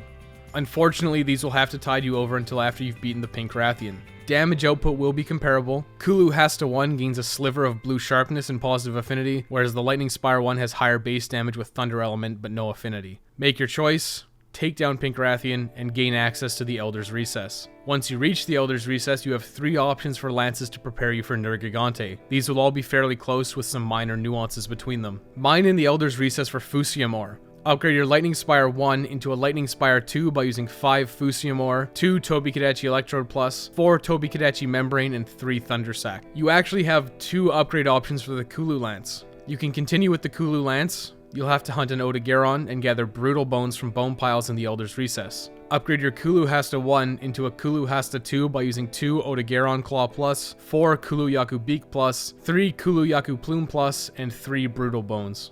In the Elder's Recess, you can now hunt Dodogama. You can upgrade your Kulu Hasta 1 into a Gamma Pile Bunker 1 by using 4 Dodogama Talon, 6 Dodogama Scale Plus, and 4 Dodogama Hide Plus. Your next mandatory hunt is going to be Nergigante. Any of these weapons will be viable, but Nergigante is weakest to Thunder Element, so the Lightning Spire 2 is the preference. The other 2 lances have superior blue sharpness at the cost of lower base damage. As is the custom, Nergigante's lance is incredible. Build it by going through the ore path. Build an Iron Lance 1 and upgrade it to an Iron Lance 2, then into an Iron Lance 3, into a Steel Lance 1, into a Steel Lance 2, into a Steel Lance 3, into a Chrome Lance 1. Now upgrade it to a Nergal Impaler by using 3 Nergigante Talon, 4 Nergigante Regrowth Plate, 2 Nergigante Tail, and 2 Nergigante Carapace. Congratulations, you now have a weapon that's completely capable of getting you through the rest of the game and one of the best lances. This will be adequate for taking out the remaining Elder Dragons. After taking out Xeno'jiiva, you can upgrade the Nergal Impaler one more time into Perdition's Hand by using 2 Xeno'jiiva Horns, 5 Nergigante Horn Plus, 5 Nergigante Talon, and 1 Nergigante Gem. The gems will make these difficult. If you go for one lance, go for Perdition's Hand because of its high raw damage, good blue sharpness, and reasonable dragon element and elder seal. It will serve as a great general purpose weapon. You can also pick up the Odogaron Garon Dara 2 and the Arena's Elder Babel Spear if you prefer a raw lance. Both of these will be extremely good options once you get a non-elemental boost decoration and skills like Handicraft or Protective Polish to extend their sharpness. Gun Lance initially appears to be like Lance in that it's mostly defensive, but it's much more aggressive. Guarding is a nice bonus, but you won't be relying on it nearly as much as with Lance. Gun Lances will absolutely shred their sharpness, but it will allow you to absolutely dunk on enemies.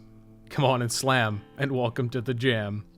Gun Lance progression is very clean and easy, but will have a few options for low rank and high rank depending on your preferences. The short answer is, build the Jagras Gun Lance, then optionally build the Tobi Kadachi and upgrade it to the Rathian Gun Lance. Then continue with the Jagras or Rathian path through high rank. Towards the end you can pick up Basil Juice's and Nergigante's Gun Lances. Now for the long answer. The Iron Gun Lance one you start with is good for the first missions, but you'll want to build the Bone path as soon as possible. Make a Bone Gun Lance 1 and upgrade it to a Bone Gun Lance 2 by using 3 Monster Bone S. You'll use this to take on the Great Jagras.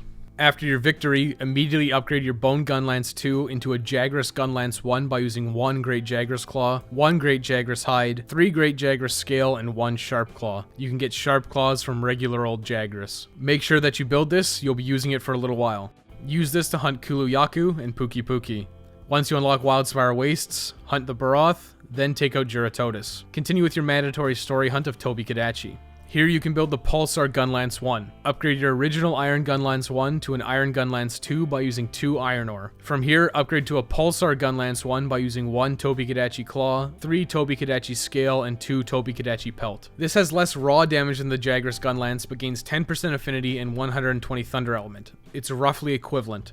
However, you can use this to bridge to the very powerful Rathian Gun Lance. Instead of your next mandatory hunt of Anjanath, deviate and hunt a Rathian. After your hunt, upgrade your Pulsar Gun Lance 1 into a Princess Panoply by using 3 Rathian Spike, 5 Rathian Scale, and 4 Rathian Shell. This Gun Lance will be adequate for the entirety of low rank. It's the only upgrade available in low rank for this path and won't be able to be upgraded further until high rank. You should pick this up as it's the strongest Gun Lance available until after you hunt Legiana, then Jagras gains more raw damage and you can swap to that if you choose. Now go back to standard story progression and hunt Anjanath, followed by Zora Magdaros. After defeating Zora Magdaros, don't worry, it's a set piece and you can't really lose, you'll gain access to the Coral Highlands. In the Coral Highlands, you're forced into an expedition to explore. Gather bone piles for coral bones and hunt Zetsu-Yaku for claws. If you're using the Jagras path, upgrade your Jagras Gun Lance 1 into a Jagras Gun Lance 2 by using 2 Great Jagras Claw, 2 Great Jagras Mane, 2 Coral Bone, and 3 Zetsu-Yaku Claws. Follow that by hunting Paolumu, then you'll descend into the Rotten Vale and take out Radaban. Then you'll have to take on Legiana. After Legiana, you'll hopefully get 3 Monster Bone Plus. Use them to upgrade your Jagras Gun Lance 2 into a Jagras Gun Lance 3 by using 3 Monster Bone Plus, 5 Great Jagras Scale, 3 Great Jagras Claw, and 3 Great Jagras Mane. The Jagras Gun Lance 3 finally surpasses the Princess Panoply in raw damage, but you'll lose the affinity and poison. It's an optional upgrade. Finish up your mandatory hunts of Odogaron, followed by Rathalos and Diablos in whatever order you choose. After beating the Zora Magdaros set piece and killing a deceptively strong Puki-Puki, you'll gain access to high rank quests. Congratulations, the baby gloves are coming off.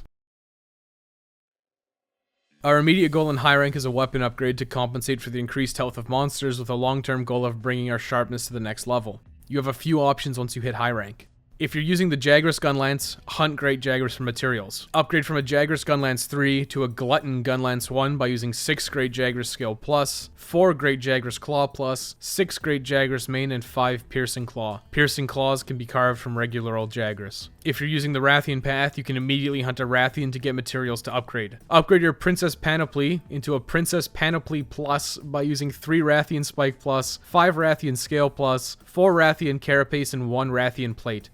The Rathian Plate may take some time to get. Hedge your bets by making sure to break all the parts, including the tail, head, and wings, and by killing to try and carve one from all of your Rathian hunts. Investigation quests also have the chance of having better rewards. The Princess Panoply Plus is preferred because it gains blue sharpness and has the same raw damage as the Glutton Gun Lance 1, while also having 10% affinity and 270 poison element. You'll have to hunt a pink Rathian now as part of standard progression. Thankfully, it holds the next upgrade for both your gun lances. After your hunt, upgrade your Princess Panoply Plus into a Rose Burst by using 4 Rathian Spike Plus, 5 Pink Rathian Scale Plus, 4 Pink Rathian Carapace, and 1 Wyvern Gem. The Wyvern Gem can be obtained from monsters like Baroth, Juratotus, and Radaban. If you're content with the Jagras path, hunt some more Zetsuyaku and upgrade from a Glutton Gunlance 1 into a Glutton Gunlance 2 by using 4 Monster Hardbones, 6 Great Jagras Claw Plus, 6 Jagras Hide Plus, and 5 Zetsuyaku Claw Plus. After Pink Rathian, you have 1 more optional Gunlance you can build. You've likely encountered Basil Juice in his epic music before, as he comes in and carpet bombs the monster that you're currently hunting. He's intimidating for sure, but if you've beaten Pink Rathian and built a Rose Burst, you're well equipped to beat the Beetlejuice. Gunlance is surprisingly effective at taking it down. At the start of the battle, play very conservatively to avoid its bombs, and eventually you'll be able to wear it down. After your hunt, you can build the Basil Buster 1 by going through the Bone Path. Build a new Bone Gunlance 1, and upgrade it to a Bone Gunlance 2, into a Bone Gunlance 3, into a Bone Cannon 1, into a Bone Cannon 2, into a Bone Cannon 3. Finally, upgrade this into a Basil Buster 1 by using 3 Basil Juice Talon, 5 Basil Juice Scale Plus, 4 Basil Juice Fuse, and 1 Fire Cell Stone. You can get Fire Cell Stone by mining in the Elder's Recess. Rose Burst and Basil Buster 1 will be comparable. Basil Buster has higher raw but minus 10% affinity, better shells but only 2 of them, and blast element. It also requires you taking down potentially multiple Basil Juice. Pink Rathian is a mandatory fight, and the Gunlance is relatively easy to build. You'll lose out on some raw damage but have 15% affinity and better blue sharpness. They're roughly equivalent. Glutton Gunlance 2 will work in a pinch, but these two are the preference. Your next mandatory hunt is going to be Nergigante. Any of these weapons will be viable choices. If after your hunt you got enough Elder Dragon Blood, you can upgrade your Rose Burst into a Royal Burst by using 3 Elder Dragon Blood, 5 Rathian Spike Plus, 6 Pink Rathian Scale Plus, and 1 Rathian Ruby. The Ruby makes this difficult, but it will be one of the better Gunlances at endgame. Of course, Nergigante's Gunlance is extremely powerful, so you should focus your efforts on that. Go through the ore tree by making an Iron Gunlance 1 and upgrading it into an Iron Gunlance 2, then an Iron Gunlance 3, and then into a Steel Gunlance 1, into Steel Gunlance 2, into Steel Gunlance 3, and then into a Chrome Gunlance 1. Then upgrade your Chrome Gunlance 1 into a Nurgle Ram by using 3 Nergigante Talon, 4 Nergigante Regrowth Plate, 2 Nergigante Tail, and 2 Nergigante Carapace. Congratulations, you now have a weapon that's completely capable of getting you through the rest of the game and one of the best Gunlances. The extended blue sharpness on Nurgle Ram will be extremely beneficial, on top of the Nurgle Ram's insanely high raw damage. This will be adequate for taking out the remaining Elder Dragons as a baseline. For final targets, after beating Teostra and getting Teostra Powder, you can finish upgrading the Basil Buster 1 into a Basil Buster 2 by using 3 Teostra Powder, 4 Basil Juice Wing, 4 Basil Juice Talon, and 1 Basil Juice Gem. Then after taking out Xeno'jiiva, you can upgrade the Nurgle Ram one more time into Eradication Flame by using 2 Xeno'jiiva Horn, 5 Nergigante Horn Plus, 5 Nergigante Talon, and 1 Nergigante Gem. The gems will make these difficult. The Royal Burst is the preferred Gunlance for the Burst Fire combo style, and Eradication Flame will be the superior choice for a style that doesn't rely on shelling of any kind. This will free up your armor skills for other stuff. Insect Glaive is a kind of hybrid melee and ranged weapon, but it has insane amounts of mobility. This guide will also go briefly into Kinsects. Speed is the preference as they're the easiest type to use, on top of having good synergy with the recommended weapon path's bonus to speed Kinsects. Blunt versus Sever is going to be your preference, but you're unlikely to get knockouts with Kinsects, so Sever will be more useful as you can use it to assist you in cutting tails. The short answer is, build the Kulu Glaive to bridge you into the Tobi-Kadachi path, and then use that for the entirety of the game. Wow, how exciting. Then from here you can pick up the Nergigante Glaive and a few others. Kinsects have a very easy linear progression starting with Coldrome 1 and ending with Pseudocath 3, which is arguably the best Kinsect in the game. Now for the long answer. The Iron Blade 1 you start with is good for the first few missions. You'll want to upgrade it as soon as possible to an Iron Blade 2 by using 2 Iron Ore. Also take the opportunity to upgrade your Coldrone 1 into a Coldrone 2 by using 3 Iron Ore. Use this to take on the Great Jagras and then the Kulu-Yaku. After the Kulu-Yaku, upgrade your Iron Blade 2 into a Kulu Blade 1 by using 1 Kulu-Yaku Beak, 2 Kulu-Yaku Hide, and 3 Kulu-Yaku Scales. Continue with your mandatory hunt of a Pookie Pookie. If you prefer, you can build the Pookie Pookie path and gain poison damage, but you'll be able to inflict poison with your Kinsect, which makes the Kulu Blade 1 overall preferred. Now hunt Baroth in the Wildspire Wastes. Mine here to get Earth Crystals. Once you get 2, upgrade your Coldrone 2 into a Coldrone 3 by using 2 Earth Crystals and 1 Monster Bone M. Follow up by hunting Duratotus as part of standard progression. You can build the Aqua Rod 1 here as an optional upgrade, as it will bridge into the Diablos path later, but the Kulu Blade 1 will be sufficient. Hunt Tobi-Kadachi as your next mandatory hunt. Afterwards, build a Bone Rod 1 and upgrade it to a Bone Rod 2 by using 3 Monster Bone S. Upgrade it again to a Pulsar Rod 1 by using 1 Tobi-Kadachi Claw, 3 Tobi-Kadachi Scale, and 2 Tobi-Kadachi Pelt. You'll gain a 30 raw damage spike over Kulu Blade 1, add Thunder Element, and maintain speed boost and the 10% affinity. It's by far the strongest insect glaive you can have up to this point and stays at the top until things like Diablos come into play. Now you'll have to hunt Anjanath as part of the story. Afterwards, upgrade your Cold Drone 3 into a Wind Chopper 1 by using 1 Monster Bone L and 1 Macalite Ore. After defeating Zora Magdaros, don't worry, it's a set piece and you can't really lose, you'll gain access to the Coral Highlands. In the Coral Highlands, you're forced into an expedition to explore. You can mine here for Dragonite Ore and Coral Crystal. You'll need Dragonite Ore for your Kinsect and Coral Crystal for your Glaive. Upgrade your Wind Chopper 1 into a Wind Chopper 2 by using 2 Dragonite Ore and 3 Macalite Ore. Now upgrade your Pulsar Rod 1 into a Pulsar Rod 2 by using 2 Tobi-Kadachi Electrode, 3 Tobi-Kadachi Claw, 2 Electro Sac, and 3 Coral Crystal. Continue progressing by hunting Paolumu, unlocking the Rotten Vale, hunting Radaban, then returning to the Coral Highlands to take out a Legiana. After Legiana, you'll hopefully gain Monster Bone Plus. Use them to upgrade your Pulsar Rod 2 into a Pulsar Rod 3 by using 2 Monster Bone Plus, 2 Tobi-Kadachi Electrode, 2 Tobi-Kadachi Membrane, and 2 Warped Bones. Warped Bones can be harvested from bone piles in the Rotten Vale. After you get Monster Bone Plus, you can also upgrade your Kinsect, but you'll need Rathian Webbing. Hunt a Rathian, get Webbing, and upgrade your Wind Chopper 2 into a Wind Chopper 3 by using 2 Monster Bone Plus and 1 Rathian Webbing. These are your final upgrades for low rank. Finish up your mandatory hunts of Odogaron, followed by Rathalos and Diablos in whatever order you choose. After beating the Zora Magdaros set piece and killing a deceptively strong Pookie, you'll gain access to high rank quests. Congratulations, the baby gloves are coming off. Our immediate goal in high rank is a weapon upgrade to compensate for the increased health of monsters with a long-term goal of bringing our sharpness to the next level. If you're lucky after the Pookie, you'll have received 2 Monster Keenbone. Use these to upgrade your Kinsect. Upgrade your Wind Chopper 3 into a Pseudocath 1 by using 2 Monster Keenbone, 3 Carbolite Ore, and 2 Monster Broth. Carbolite Ore can be mined from high-rank mining nodes, and Monster Broth can be carved from Vespoids and Hornitars. Use red pits on your slinger to increase your chances of being able to carve them. Pseudocath is arguably the best Kinsect in the game, with amazing speed and power on top of having Blast as a dust effect. As is the custom, hunt Tobi-Kadachi the second you're able to in high rank to upgrade. Upgrade your Pulsar Rod 3 into a Kadachi Pillar 1 by using 3 Tobi-Kadachi Claw Plus, 4 Tobi-Kadachi Scale Plus, 3 Tobi-Kadachi Pelt Plus, and 3 Dragon Vein Crystal. Dragon Vein Crystal can be mined from red mining nodes in any high rank area. You have an option here. You can continue with the main story and hunt down the Pink Rathian, or you can go for Diablos for another upgrade to your weapon.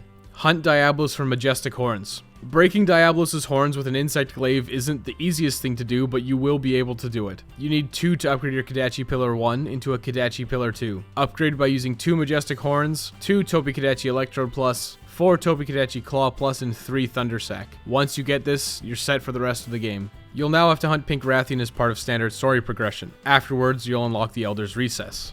Defeating Pink Rathian should yield Monster Hardbones, and mining in the Elder's Recess will give you access to Fusium Ore. Use these to upgrade your Kinsect. Upgrade your Pseudocath 1 into a Pseudocath 2 by using 2 Monster Hardbone, 2 Fusium Ore, and 2 Inferno Sac. You can get Inferno Sacs from Anjanath, both types of Rathians, Uragans, and both types of Rathalos. With these upgrades, you'll be adequately prepared to do your next story hunt, which is Nergigante. After your hunt, if you got 2 Elder Dragon Bones, you can upgrade your Kinsect to its final form. Use 2 Elder Dragon Bones, 3 Monster Hardbone, and 1 Fire Cell Stone to upgrade your Pseudocath 2 into a Pseudocath 3. Pseudocath 3 is arguably the best Kinsect in the game. You can also upgrade your Kadachi Pillar 2 into a Kadachi Pillar 3 by using 2 Nergigante Talon, 4 Tobi-Kadachi Electrode Plus, 6 Tobi-Kadachi Claw Plus, and 1 Wyvern Gem. Wyvern Gems can be obtained from monsters like Baroth, Juratotus, and Radaban. Of course, you should look into building Nergigante's Insect Glaive as it touts extremely high damage, sharpness, and Elder Seal. Achieve this by going through the Ore Path. Make a new Iron Blade 1 and upgrade to an Iron Blade 2, then into an Iron Blade 3, into a Steel Blade 1, into a Steel Blade 2, into a Steel Blade 3, and finally into a Chrome Blade 1. Now upgrade this one more time into a Nurgle Reaper by using 3 Nergigante Talon, 4 Nergigante Regrowth Plate, 2 Nergigante Tail, and 2 Nergigante Carapace. Congratulations, you now have a weapon that's completely capable of getting you through the rest of the game and one of the best insect glaives. This will be more than sufficient for taking out the remaining Elder Dragons. For final targets, If you want a raw insect glaive, you should definitely look into the Diablo's Path for the Tyrannus Glaive 2, which has the highest raw in the game, but it has low blue sharpness and minus 30% affinity. This will be able to be offset by decorations and gear choices at endgame. After taking out Xeno'jiiva, you can upgrade the Nurgle Reaper one more time into Catastrophe's Light by using 2 Xeno'jiiva horns, 5 Nergigante Horn Plus, 5 Nergigante Talon, and 1 Nergigante Gem. The gems will make these final glaives take some time to get, but will be great options for general purpose hunting. Hunting Horn is a blunt weapon like a hammer, but it allows you to play melodies to buff yourself and teammates. As such, Hunting Horn is best utilized in a group setting, but it can be used effectively solo. Each Hunting Horn is a different set of notes for different buffs, so part of the progression path is deciding which buffs that you like. Certain buffs benefit certain weapon types more. The main path for this guide is extremely easy and clean, and has a reasonable set of notes for general purpose hunting. Additional Hunting Horns will be provided to give you options if you prefer their note set. As a quick note, after playing a set of songs, you can immediately play the same set again by hitting R2 again after your song is complete. This lets you easily get into the second tier of songs or extend them. You should utilize this as much as possible. The short answer for this guide is: build the Bone Path for the entirety of the game if you can put up with its less than stellar sharpness before picking up Dodogama's Hunting Horn. But you can also pick up the Tobi-Kadachi and Rathian Hunting Horns if you prefer the different buffs that they have at the cost of reduced damage. Now for the long answer. The Metal Bagpipes one you start with is good for the first few missions. You'll want to build the Bone Path as soon as possible, as its damage is by far and wide the highest of all the Hunting Horns for the entirety of low rank. Take a one-way trip to the Bone Zone by making a Bone Horn 1 and upgrade it to a Bone Horn 2 by using 3 Monster Bone S. The Bone Horn's melody effects are Attack Up Small, which can be played a second time for Attack Up Large, Muck Resistance, which will only be useful against Baroth and Juratotus, Environmental Damage Negated, which won't be particularly useful, and Earplugs S, which will be moderately useful. Attack Up Large and the high base damage from this horn are the primary reasons for it being considered the main path. Use the Bone Horn 2 to take out the Great Jagras and the Kuluyaku. After the Kuluyaku, you have an optional new horn to make. Upgrade your Metal Bagpipes 1 into Metal Bagpipes 2 by using 2 iron ore. Then upgrade it again into a Kulu Duda 1 by using 1 Kuluyaku Beak, 2 Kuluyaku Hide, and 3 Kuluyaku Scale. You'll lose out 40 raw damage, but gain green sharpness and 15% affinity, making the damage output of these extremely similar while unbuffed. Green sharpness is a nice damage buff, but with 2 castings of every Hunting Horn's self-improvement, you'll get ESP/Mind's Eye. This means your attacks will no longer bounce off of enemies regardless of your sharpness level. This is part of the reason why the Bone Path is so good. The Kulu Duda's melody effects are Stamina Use Reduced Small, Wind Pressure Negated, Defense Up Small, and Tool Drain Use Reduced Small. The Kulu Duda 1 and Bonehorn 2 will be adequate for moving on to the next monsters. Make your choice and hunt a Pookie Pookie. After Pookie Pookie, you'll gain Monster Bone M as rewards. Use them to upgrade your Bonehorn 2 into a Bonehorn 3 by using 2 Monster Bone M and 1 Ancient Bone. With this upgrade, you'll finally gain green sharpness. Continue with your mandatory story hunts of Baroth, Juratotus, and then Tobi-Kadachi. Tobi-Kadachi's materials may come in handy later. Now you'll have to fight Anjanath as part of the story, but you can also optionally hunt a Rathian to upgrade your Kulu Duda 1. Hunting either of these will also give you Monster Bone L to upgrade your Bonehorn 3. If you hunted a Rathian, upgrade your Kulu Duda 1 into a Valkyrie Cord Maker by using 3 Rathian Spike, 5 Rathian Scale, and 4 Rathian Shell. By doing this, your notes will change, but you'll maintain Stamina Use Reduced and Defense Up Small. You'll gain Ice Resistance Boost and Sonic Waves. Sonic Waves acts as a close-range Sonic Bomb which can be used against some monsters, most notably a Tunneling Diablos, to stun them. This is the only upgrade tier to the Rathian path in low rank. Right now, it's not a great weapon, but it could make a resurgence in high rank. After Rathian, or if you hunted Anjanath, use your Monster Bone L to upgrade your Bonehorn 3 into a Hard Bonehorn 1 by using 1 Monster Bone L, 5 Monster Bone M, and 2 Boulder Bone. Boulder Bones can be harvested from bone piles in the Wildspire Wastes. After defeating Zora Magdaros, don't worry, it's a set piece and you can't really lose, you'll gain access to the Coral Highlands. In the Coral Highlands, you're forced into an expedition to explore. You can mine here for Dragonite ore. Mine 5 as soon as possible if you'd like to build the really boring Tobi-Kadachi path. Build a new set of Metal Bagpipes and upgrade them to Metal Bagpipes 3 by using 8 Iron Ore, 2 Macalite Ore, and 2 Earth Crystals all in. Then upgrade them to a Thunder Gata by using 5 Dragonite Ore, 1 Tobi-Kadachi Electrode, 2 Tobi-Kadachi Claw, and 1 Electro Sac. You'll lose out on raw damage, but gain Thunder Elemental damage. You'll also change notes again. Tobi's path is very healing focused. You'll gain Earplugs Small and Health Recovery. Overall, healing isn't a great feature of Hunting Horns because you can just quickly sheath your weapon and throw a life powder for the same effect. But depending on who you're playing with, this may be a valuable option for you. Continue progressing by hunting Paolumu, unlocking the Rotten Vale, hunting Radaban, then returning to the Coral Highlands to take out Legiana. After Legiana, you'll hopefully get 2 Monster Bone Plus. Use them to upgrade your Hard Bone Horn 1 into a Hard Bone Horn 2 by using 2 Monster Bone Plus, 1 Monster Bone L, and 4 Sturdy Bones. Sturdy Bones can be gathered from the Coral Highlands or Rotten Vale. If you prefer, you can also upgrade the Thunder Gata 1 into a Thunder Gata 2 by using 2 Monster Bone Plus, 2 Tobikadachi Electrode, 2 Tobikadachi Membrane, and 3 Coral Crystal. Coral Crystal can be mined from mining nodes in the Coral Highlands. These are your last upgrades for low rank. Finish up your mandatory hunts of Odogaron, followed by Rathalos and Diablos in whatever order you choose. The Thunder Elemental damage on Thunder Gaida 2 will not even come close to the raw power of the Hard Bone Horn 2. After beating the Zora Magdaros set piece and killing a deceptively strong Pookie Pookie, you'll gain access to high rank quests. Congratulations, the baby gloves are coming off. Our immediate goal in high rank is a weapon upgrade to compensate for the increased health of monsters with the long-term goal of bringing our sharpness to the next level. You have a few options once you hit high rank. If you're lucky after the Pookie Pookie, you'll have received 2 Monster Keenbone. Upgrade your Hard Bone Horn 2 into a Hard Bone Horn 3 by using 2 Monster Keenbone, 2 Monster Bone Plus, and 2 Quality Bone. You can find Quality Bones as rewards from early high rank quests or from bone piles in the Ancient Forest. The massive power spikes from the Bone Path are less prevalent now, but it still has consistently good notes and is still a viable path for the majority of high rank. You can also upgrade your Tobikadachi Horn if you prefer that. Hunt Tobikadachi and upgrade your Thunder Gaida 2 into a Lightning Drum 1 by using 5 Carbolite Ore, 4 Tobikadachi Scale Plus, 3 Tobikadachi Pelt Plus, and 3 Vespoid Innerwing. You can find Vespoid Innerwing from Vespoids. Use red pits on your slinger to avoid destroying their bodies, which allows you to carve. Finally, you can also hunt a Rathian. Upgrade your Valkyrie Cordmaker into a Queen Cordmaker by using 3 Rathian Spike Plus, 5 Rathian Scale Plus, 4 Rathian Carapace, and 1 Rathian Plate. The plate makes this difficult, but you'll gain blue sharpness and an improved set of notes. You'll gain stamina use reduced large, all wind pressure negated, defense up large, ice res boost large, and sonic waves. All wind pressure negated isn't great immediately, but it will be extremely helpful during one of the later fights at the end of high rank. The rest are just improved versions of the Valkyrie Cordmaker's notes. Make your choice, they all have their own pluses and minuses. I'm sticking with the Bone Path. You'll now have to fight Pink Rathian as part of standard story progression. After your hunt, you can upgrade your Queen Cordmaker into a Coral Cordmaker by using 4 Rathian Spike Plus, 5 Pink Rathian Scale Plus, 4 Pink Rathian Carapace, and 1 Wyvern Gem. Wyvern Gems can be obtained from monsters like Baroth, Juratotus, and Radaban.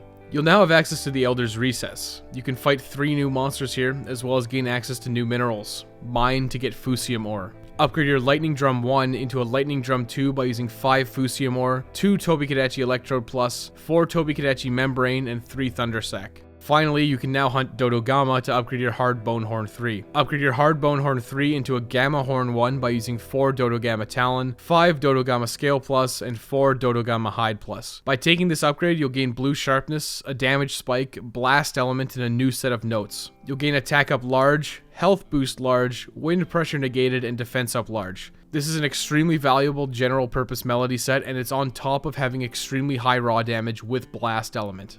Your next mandatory hunt is going to be Nergigante. Any of these weapons will be viable choices. The Gamma Horn 1 will be the preference. After your hunt, if you got 3 Elder Dragon Blood, you can upgrade your Coral Cordmaker to a Royal Cordmaker by using 3 Elder Dragon Blood, 5 Rathian Spike Plus, 6 Pink Rathian Scale Plus, and 1 Rathian Ruby. Of course, like always, you should look into building Nergigante's hunting horn by going through the ore path. Build a new set of Metal Bagpipes 1, and upgrade it to Metal Bagpipes 2, into Metal Bagpipes 3, into Great Bagpipe 1, followed by Great Bagpipe 2, into Fortissimo 1, before finally upgrading it into the Nurgle Groove by using 3 Nergigante Talon, 4 Nergigante Regrowth Plate, 2 Nergigante Tail, and 2 Nergigante Carapace. Congratulations, you now have a weapon that's completely capable of getting you through the rest of the game and one of the best hunting horns. The Nurgle Groove's high blue sharpness and high raw damage with Elder Seal will be extremely beneficial. You'll lose out on attack up large, but gain access to affinity up and health recovery small. You'll also gain earplugs large, which will make your group view you as a tiny god. This will be sufficient for taking out the remaining Elder Dragons, but you will probably want to build the Royal Cordmaker specifically for Kushala Daura because of all wind pressure negated. The melody all wind pressure negated will make the fight so much easier, it's actually difficult to put into words. For final targets, after beating Teostra and getting Fire Dragon Scale Plus, you can finish upgrading your Gamma Horn 1 into a Gamma Horn 2 by using 4 Fire Dragon Scale Plus, 4 Dodo Gamma Jaw, 3 Dodo Gamma Tail, and 1 Wyvern Gem. Wyvern Gems can be obtained from monsters like Baroth, Juratotus, and Radaban. You should definitely pick this up if you prefer the melody set to the Nurgle Grooves. After taking out Xeno'jiiva, you can upgrade the Nurgle Groove one more time into Desolation's Overture by using 2 Xeno'jiiva Horns, 5 Nergigante Horn Plus, 5 Nergigante Talon, and 1 Nergigante Gem. The gem will make this difficult. If you go for 1 Hunting Horn, go for Desolation's Overture because of its high raw, good blue sharpness, and reasonable dragon element with Elder Seal. Its melodies will be useful while solo and in a party. Earplugs is something everyone loves and will serve as a great general purpose weapon. Bows and bowguns are in a unique spot. They are the only weapon types that can actively apply 2 or more status effects during a hunt. Bowguns use special bowgun ammo, and bows have coatings. In general, for bows, we want to get access to these extra status effect coatings if possible. Otherwise, power coating is going to be the main focus for damage, but the extras will provide additional utility. The short answer for this guide is, make the Kulu-Yaku bow in the early game, and then the Tobi-Kadachi bow and Legiana bow to mid to late game, and finally the Nergigante and Diablos bows for endgame. Now, for the long answer. The Iron Bow one we start with is actually pretty good. Make sure to gather iron ore from mining nodes during the first set of quests to upgrade your Iron Bow 1 to an Iron Bow 2 as soon as possible. You will use this for the first set of large monsters, including Great Jagras and the Kulu-Yaku. If you're lucky, after the first hunt with the Kulu-Yaku, you'll have the required 1 Kulu-Yaku beak, 2 Kulu-Yaku hides, and 3 Kulu-Yaku scales to upgrade your Iron Bow 2 into a Kulu Arrow 1. You'll want to abuse the paralysis, sleep, and blast coatings with this bow. Unfortunately, it does have low damage and does lose the ability to use power coatings, but it's not a huge deal because blast coatings deal so much damage in low rank. Since we have sleep coatings with this bow, we definitely want to abuse a technique known as sleep bombing. This involves putting a monster to sleep and then dropping barrel bombs at its weak points, most commonly the head, before exploding them with a ranged attack. The first attack does bonus damage to sleeping monsters, so the bombs going off simultaneously deal extreme damage. This is a really easy way to break troublesome parts like Diablos horns, and it just does an absurd amount of damage. You want to bring large barrel bombs, preferably mega barrel bombs, into every hunt with you, and the ability to mix more if you manage to put a monster to sleep a second time. Dropping barrel bombs on sleeping monsters and blowing them up with a full-length Dragon Piercer is the go-to combo and will deal an absurd amount of damage to every enemy in the game. Now that all that's out of the way, use your Kulu Arrow 1 to take out the Pookie Pookie in the Ancient Forest, then do your mandatory assignments of hunting a Baroth, as well as a Juratotus in Wildspire Wastes. After those are done, you'll have to hunt a Tobi-Kadachi. This is the second reasonable bow path for the early game. You lose out on sleep and blast coatings, but gain higher base damage output from higher raw damage and added thunder elemental damage with power coatings. The Tobi-Kadachi bow path has a bonus to paralysis coatings, so make sure you abuse them. Make a Hunter's Bow 1 and upgrade it to a Hunter's Bow 2 by using 3 Monster Bone S. From there, upgrade it to a Pulsar Bow 1 by using 1 Tobi-Kadachi Claw, 3 Tobi-Kadachi Scale, and 2 Tobi-Kadachi Pelts. Our next hunt is Anjanath. Keep going onwards and you'll have to fight Zora Magdaros. After defeating Zora Magdaros, don't worry, it's a set piece and you can't really lose, you'll gain access to the Coral Highlands. In the Coral Highlands, you can mine to get Coral Crystal. Mine 3 as soon as possible. Once you do, you can upgrade your Pulsar Bow 1 into a Pulsar Bow 2 by using 2 Tobi-Kadachi Electrode, 3 Tobi-Kadachi Claw, and 3 Coral Crystal. Continue progressing until you've defeated Palumu. Then you'll descend into the Rotten Vale, take out Radaban. Continue progressing and you'll have to take out a Legiana. If you're lucky after your hunt, you'll have the 2 Monster Bone Plus required to upgrade your Pulsar Bow to its final low rank form. Upgrade your Pulsar Bow 2 to Pulsar Bow 3 by using 2 Monster Bone Plus, 2 Tobi-Kadachi Electrodes, 2 Tobi-Kadachi Membrane, and 2 Warped Bones. The Warped Bones can be harvested from bone piles in the Rotten Vale. Optionally here, you can also make Legiana's Ice Bow. Make an Iron Bow 1 and upgrade it to an Iron Bow 2 by using 3 Iron Ore. Then upgrade it to an Aqua Arrow 1 by using 3 Earth Crystal, 1 Juratotus Shell, 3 Juratotus Scale, and 1 Aqua Sac. Now upgrade your Aqua Arrow 1 into an Aqua Arrow 2 by using 5 Dragonite Ore, 3 Juratotus Fin, 2 Juratotus Fang, and 3 Gajau Skin. And finally, use 3 Legiana Claw, 4 Legiana Scale, and 2 Frost Sac to upgrade your Aqua Arrow 2 into a Glacial Arrow 1. This bow gains sleep and poison coatings over the Tobi bow, but loses out on paralysis coatings. Make sure to bring poison coatings with toadstools and sleep coatings with sleep herbs to make more coatings. Also utilize sleep bombing with this bow as we did with the Kulu Arrow 1 at the start of the game. From here, use the Pulsar Bow 3 if the monster is weak to thunder, like Rathalos, and use the Glacial Arrow 1 if the monster is weak to ice, like Diablos. If they're not weak against either of them, use your preference. Diablos actually has the hardest hitting bow in the game. You can build it here by making a Hunter's Bow 1 and upgrading it to a Hunter's Bow 2 by using 3 Monster Bone S. Then Hunter's Bow 2 to Hunter's Bow 3 by using 2 Monster Bone M and 1 Ancient Bone. Then a Hunter's Stout Bow using 1 Monster Bone L, 5 Monster Bone M, and 2 Boulder Bone. Finally, upgrade it into a Diablos Bow 1 by using 1 Twisted Horn, 2 Diablos Fangs, 4 Diablos Shells, and 3 Monster Bone Plus. Right out the gate, the Diablos bow won't be great, but it will be the most versatile endgame bow, so make sure to build it. Then take on Zora Magdaros. After beating the set piece and killing a deceptively strong Pookie Pookie, you'll gain access to high rank quests. Congratulations, the baby gloves are coming off. Our immediate goal in high rank is a weapon upgrade to compensate for the increased health of monsters. At the start of high rank, you'll be able to free hunt Tobi-Kadachi and Legiana. Hunt Tobi-Kadachi first and upgrade your Pulsar Bow 3 into a Kadachi Strike Bow by using 3 Tobi-Kadachi Claw Plus, 4 Tobi-Kadachi Scale Plus, 3 Tobi-Kadachi Pelt Plus, and 3 Dragon Vein Crystal. Dragon Vein Crystal can be found on red mining nodes in the Coral Highlands or Wildspire Wastes. Use your new Kadachi Strike Bow to hunt Paolumu and Legiana to upgrade your Glacial Arrow 1. You'll need to get Legiana tail webbing and a plate. Make sure to break Legiana's tail for a chance at the webbing and a chance at the plate. Also break its head and back for extra chances at the plate. Then make sure to hunt Paolumu for wings. Once you farm the materials, upgrade your Glacial Arrow 1 into a Glacial Arrow 2 by using 4 Paolumu wing, 4 Legiana claw, 3 Legiana tail webbing, and 1 Legiana plate.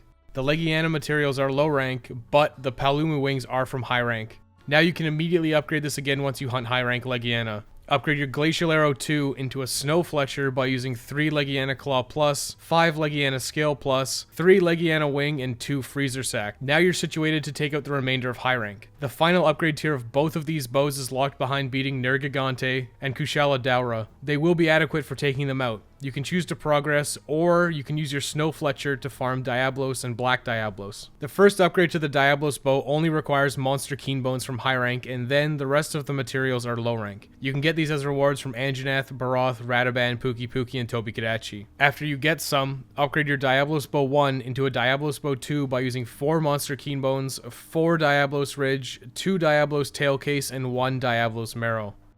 Now you can actually farm Diablos in high rank to upgrade from the Diablos Bow 2 into a Diablos Coil Bender by using 3 Majestic Horns, 6 Diablos Carapace, 5 Diablos Ridge Plus, and 1 Blos Medulla. After hunting Pink Rathian and actually seeing a Black Diablos, you'll gain access to a repeatable optional quest to farm Black Diablos. Black Diablos is hard, arguably harder than some of the Elder Dragons. This upgrade does become available now, but it may be easier to come back later once you've progressed further into the game. You can upgrade your Diablos Coil Bender into a Gale Bender by using 1 Black Spiral Horn Plus, 2 Black Diablos Ridge Plus, 4 Black Diablos Carapace, and 1 Wyvern Gem. The Wyvern Gem can be carved or as rewards from monsters like Baroth, Geratotus, and Radaban. After hunting Nergigante and hopefully getting Talons, you'll be able to upgrade your weapons to the final tier.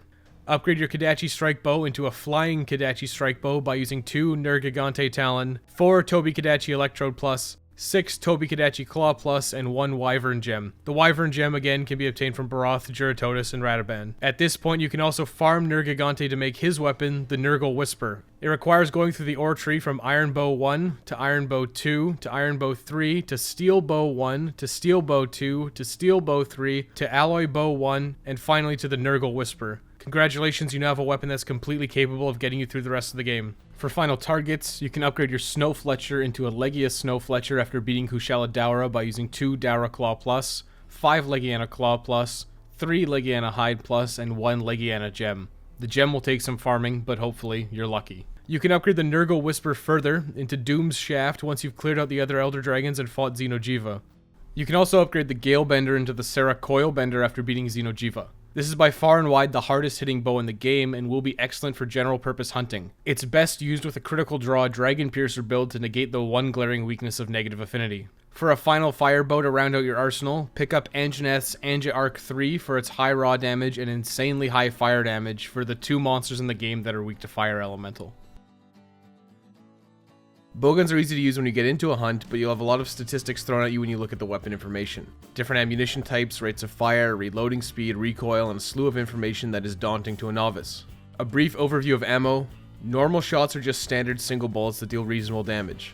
Pierce shots will continually deal damage while going through monsters. These are best used on monsters that are long and narrow, where you can line up shots to maximize the number of hits you can get through the body. It doesn't work nearly as well broadside, and you won't be getting as many hits on weak points. Pierce will be one of the better options for heavy bowgun, as you have high loading options.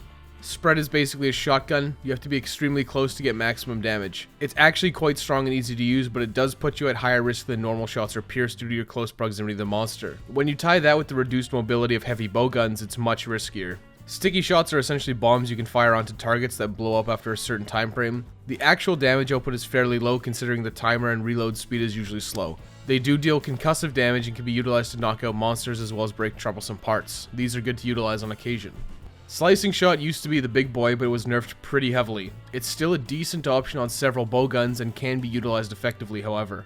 Elemental shots aren't great on heavy bowgun because they cannot be rapid fired, and you're usually better off using pierce or normal shots.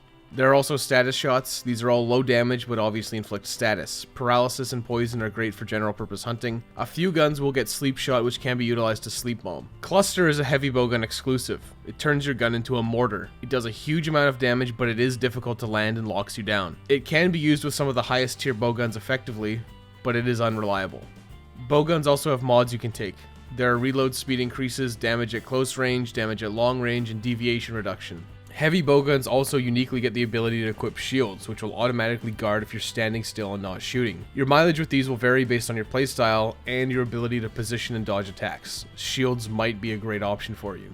Heavy bowguns also have two types of special ammo, Wyvern Snipe and Wyvern Heart. Wyvern Snipe is a longer range shot that deals a ton of damage if you can get it along the entire length of a monster. The recharge rate on Wyvern Snipe is short, but you can miss your shot, which hurts a lot. Wyvern Heart turns your heavy bowgun into a minigun.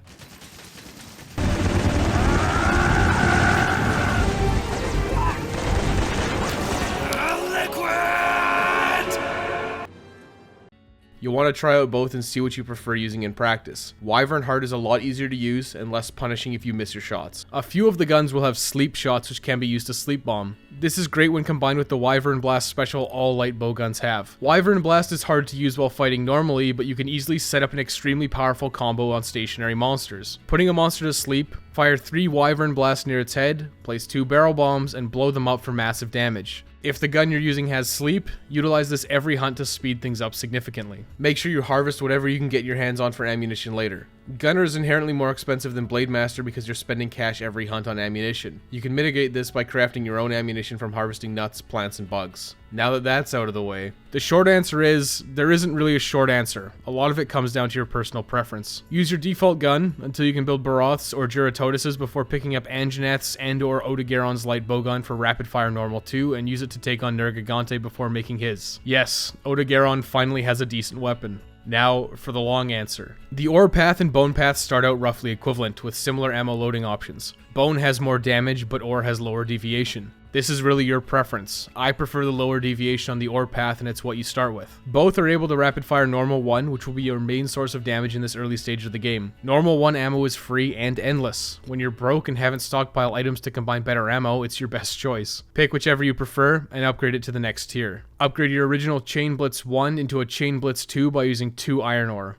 Or, make a Hunter's Rifle 1 and upgrade it to a Hunter's Rifle 2 by using 3 Monster Bone S total. Use these to take on the Great Jagras.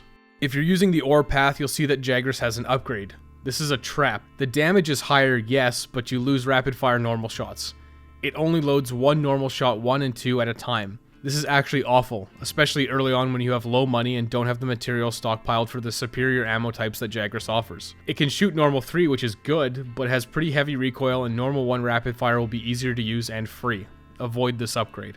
Stick with your Hunter's Rifle 2 or Chain Blitz 2 to take out the Kuluyaku and the Puki Puki. After Puki Puki, you'll be able to upgrade the Bone Path again. Upgrade your Hunter's Rifle 2 into a Hunter's Rifle 3 by using 2 Monster Bone M and 1 Ancient Bone. Now you'll be forced into an expedition in Wildspire Wastes. Mine for Earth Crystals here. Upgrade your Chain Blitz 2 into a Chain Blitz 3 by using 2 Earth Crystals, 2 Macalite Ore, and 5 Iron Ore. Continue with your mandatory story hunt of Baroth. Baroth is the first monster really susceptible to piercing shots, so consider them a viable option. It's also weak to poison, so start the fight off by poisoning it. After Baroth, you can build a Carapace Rifle 1. Upgrade a Hunter's Rifle 1 into a Hunter's Rifle 2 by using 3 Monster Bone S. Then upgrade it to a Carapace Rifle 1 by using 1 Baroth Claw, 3 Baroth Shell, and 2 Baroth Ridge. Carapace 1 does rapid fire both normal 1 and normal 2 and can use spread 1, 2, and 3. It does have negative affinity, which does hurt. Overall, it will be the superior choice to the Hunter's Rifle or Chain Blitz. It will also bridge into Odogaron's path later. After Baroth, hunt Juratotus. Shotgunning its face does pretty good damage if you're using a Carapace Rifle 1, otherwise rapid fire normal shots still reign supreme. Juratotus' Madness Rifle is extremely versatile. It can rapid fire Water S, which would be great against your next two mandatory hunts of Tobi-Kadachi and Anjanath, but it will taper off shortly after. It can use level 1, 2, and 3 spread, making it a reasonable shotgun for close range. It has piercing 1 and 2, as well as sticky 1, 2, and 3. Other guns will outperform it in certain tasks, but as a general purpose weapon, it's really solid and is capable of taking out anything. It also has sleep shot, so sleep bombing is on the table. Build it by making a new Hunter's Rifle 1 and upgrading it to a Hunter's Rifle 2 by using 3 Monster Bone S all in. Then upgrade it to a Madness Rifle 1 by using 1 Juratotus Fin, 1 Juratotus Shell, 3 Juratotus Scales, and 1 Aquasac. Hunt Tobi-Kadachi as part of the story. Use spread in close range or rapid fire water with the Madness Rifle 1 to make short work of it. Normal 2 rapid fire with the Carapace Rifle will also be effective. Next up is Anjanath. Anjanath is again weak to water, so rapid fire water will be a safe bet. It's also a Brute Wyvern, so poison and pierce are effective, as is normal 2 rapid fire, as always. Anjanath is a good upgrade you can take. It has insanely high raw damage but negative affinity and high deviation. It has the great ability to rapid fire normal 2 however, and when tied with its high damage, it's a beast. This will be one of the best options through low and high rank, but again, it will depend on your preferences. Upgrade a Hunter's Rifle 3 into Blazing Rifle 1 by using 2 Anjanath Fang, 3 Anjanath Scale, and 1 Flame Sack. This will be immediately better than the Carapace Rifle, but you can almost upgrade that to the second tier. You won't be able to upgrade the Blazing Rifle 1 for a while. After defeating Zora Magdaros, don't worry, it's a set piece and you can't really lose, you'll gain access to the Coral Highlands. In the Coral Highlands, you're forced into an expedition to explore. You can mine here for Dragonite ore. You'll want to upgrade your Carapace Rifle 1 into a Carapace Rifle 2 by using 3 Dragonite ore, 2 Baroth Claw, 1 Baroth Tail, and 3 Kestodon Shells. Do this even if you don't immediately use it, as it bridges into Odogaron's rifle. Continue progressing by hunting Paolumu and unlocking the Rotten Vale. In the Rotten Vale, you're tasked with hunting Radaban, but you can deviate and hunt a Great Gyros if you're using the Madness Rifle. After you're done, upgrade your Madness Rifle 1 into a Madness Rifle 2 by using 2 Great Gyros Hide, 3 Juratotus Fin, 3 Juratotus Shell, and 3 Gajau Skin. After that's done, finish off Radaban, then return to the Coral Highlands and take out Legiana. After Legiana, you'll hopefully get 2 Monster Bone Plus. If you're using the Madness Rifle, upgrade it into a Madness Rifle 3 by using 2 Monster Bone Plus, 4 Juratotus Fang, 3 Juratotus Shell, and 3 Gajau Whisker. Afterwards, you'll descend back into the Rotten Vale and you have to fight Odogaron. Odogaron has a weapon that's extremely similar in ammo loadout to Anjanath's Blazing Rifle 1, except it has lower damage but also really low deviation and high affinity. Damage-wise, it's overall weaker, but if you like low deviation, this will be your preferred path. Upgrade your Carapace Rifle 2 into a Garon Rifle 1 by using 2 Odogaron Claw, 4 Odogaron Scale, and 2 Odogaron Fang. Finish up your mandatory hunts of Rathalos and Diablos in whatever order you choose. If you're using the Blazing Rifle 1, hunt Rathalos first and get a Rathalos Marrow. Upgrade your Blazing Rifle 1 into a Blazing Rifle 2 by using 1 Rathalos Marrow, 4 Anjanath Fang, 1 Anjanath Nosebone, and 1 Anjanath Tail. After beating the Zora Magdaros set piece and killing a deceptively strong Pookie Pookie, you'll gain access to high rank quests. Congratulations, the baby gloves are coming off. Our immediate goal in high rank is a weapon upgrade to compensate for the increased health of monsters. Thankfully, guns don't need to worry about sharpness, but in high rank we will gain a 3rd mod slot, which will be extremely beneficial. Your ammo loadouts won't be changing from low to high rank, so it's just about the damage. You have a few options once you hit high rank, depending on what guns you prefer. If you're using the Garon Rifle 1, immediately gather quality bones in the Ancient Forest or as rewards from low tier high rank monsters like Pookie Pookie. Upgrade your Garon Rifle 1 into a Garon Rifle 2 by using 5 quality bone, 2 Odogaron Claw, 2 Odogaron Tail, and 1 Odogaron Plate. If you're using the Blazing Rifle 2, immediately hunt Anjanath. Upgrade your Blazing Rifle 2 into an Anjabuster 1 by using 4 Anjanath Fang Plus, 5 Anjanath Scale Plus, 3 Inferno Sac, and 1 Anjanath Plate. You'll probably either want to decrease reload or deviation with the 3 mod slots. Of course, if you're the boss, you can just stack damage to play to the Anjabuster's strengths and deal with the downsides. The plate requirements for these guns make them less than ideal, but you should be able to get them in a reasonable time frame. You can always go back and farm the low rank versions of Odogaron and Anjanath for faster kills. If you're using the Madness Rifle, immediately hunt Juratotus. Upgrade your Madness Rifle 3 into a Jurya Bullet 1 by using 2 Juratotus Fin Plus, 2 Juratotus Carapace, 3 Juratotus Scale Plus, and 5 Gajau Scale. Both the Anjubuster and Garon Rifle will be better options than the Jurya Bullet overall, but it will be an acceptable option if you prefer a lot of bullet types. Make your choice. All of these will have to tide you over until you beat Pink Rathian and reach the Elder's Recess. After Pink Rathian, you can upgrade your Jurya Bullet 1 into a Jurya Bullet 2 by using 3 Monster Hardbone, 4 Juratotus Fin Plus, 3 Torrent Sack, and 3 Grand Gajau Whisker. In the Elder's Recess, you can mine for Fire Cell Stone and gather bone piles for Dragon Bone Relics. Once you get these, you can hunt a Rathlos to upgrade your Anjubuster 1 and an Odogaron to upgrade your Garon Rifle 2. Upgrade your Anjubuster 1 into an Anjubuster 2 by using 2 Rathalos Medulla, 5 Anjanath Fang Plus, 4 Anjanath Pelt Plus, and 1 Fire Cell Stone. Or, upgrade your Garon Rifle 2 into a Fate's Ember by using 4 Odogaron Claw Plus, 8 Odogaron Scale Plus, 3 Odogaron Fang Plus, and 1 Dragonbone Relic. Your next mandatory hunt is going to be Nergigante. Any of these weapons will be viable choices. Use what you choose, but the Fate's Ember is what I used. You can Sleep Bomb to break the horns, use Slicing Shot on the tail, and use Rapid Fire Normal 2 on the wings with the ability to Thunder Shot, Normal 1, or Spread if you run out of Normal 2 ammo, which you shouldn't, and you can just restock it anyways. After your hunt, if you got 2 Elder Dragon Bones, you can upgrade to the final tier of the Jurya Bullet. Upgrade to a Jurya Bullet 3 by using 2 Elder Dragon Bone, 6 Juratotus Fin Plus, 5 Juratotus Fang Plus, and 1 Wyvern Gem. You won't be able to upgrade either of the other options until after Teostra, but you can build Nergigante's Nurgle Spitter by going through the Ore Path. Build a new Chain Blitz and upgrade it to a Chain Blitz 2, into a Chain Blitz 3, into a High Chain Blitz 1, into a High Chain Blitz 2, into a High Chain Blitz 3, into a Cross Blitz 1, and finally upgrade that into a Nurgle Spitter by using 3 Nergigante Talon, 4 Nergigante Regrowth Plate, 2 Nergigante Tail, and 2 Nergigante Carapace. Congratulations, you now have a weapon that's completely capable of getting you through the rest of the game and one of the best light bowguns. The Nurgle Spitter, Fate's Ember, and Anjubuster 2 all have similar playstyles, ammo loadouts, and damage output. They just have some minor nuances between them and you'll have to decide which one you like the best. Any of these will be sufficient for taking out the remaining Elder Dragons. For final targets, after beating Teostra, you'll be able to upgrade the Anjubuster and Fate's Ember to their final tier. Upgrade your Anjubuster 2 into an Anjubuster 3 by using 2 Teostra Main, 6 Anjanath Fang Plus, 2 Anjanath Nosebone Plus, and 1 Anjanath Gem. Upgrade your Fate's Ember into Karma by using 2 Teostra Claw Plus, 6 Odogaron Claw Plus, 5 Odogaron Fang Plus, and 1 Odogaron Gem. After taking out Xeno'jiiva, you can upgrade the Nurgle Spitter one more time into Cataclysm's Trigger by using 2 Xeno'jiiva Horn, 5 Nergigante Horn Plus, 5 Nergigante Talon, and 1 Nergigante Gem. The gems will make all of these difficult. Pick your favorite and use that, and then pick up the remaining guns at your leisure, as they're extremely similar. The short answer is, well, there isn't really a short answer there, big shooter. A lot of this is going to come down to your preferences. Stick with the Ore Path until you can build Tobi Kadashi's weapon if you like Slicing and Pierce, then pick up Legiana's Shatter Christ for Pierce and Diabolus' weapon for normal shots. Then you can pick up the Teostra and Zora Magdaros' endgame weapons if you like to roll the dice with cluster rounds. The Ore Path and Bone Path start out roughly equivalent. Bone has more damage, but Ore has lower deviation and better ammo loading. This is really your preference. I prefer the lower deviation of the Ore Path. Both will be able to fire normal 1, 2, 3, and slicing, which will be your main source of damage in this early stage of the game. Ore Tree has Wyvern Heart, and Bone Tree has Wyvern Snipe. Pick whichever you prefer and upgrade it to the next tier. Upgrade your original Iron Assault 1 into an Iron Assault 2 by using 2 Iron Ore. Or, make a Bone Shooter 1 and upgrade it to a Bone Shooter 2 by using 3 Monster Bone as total.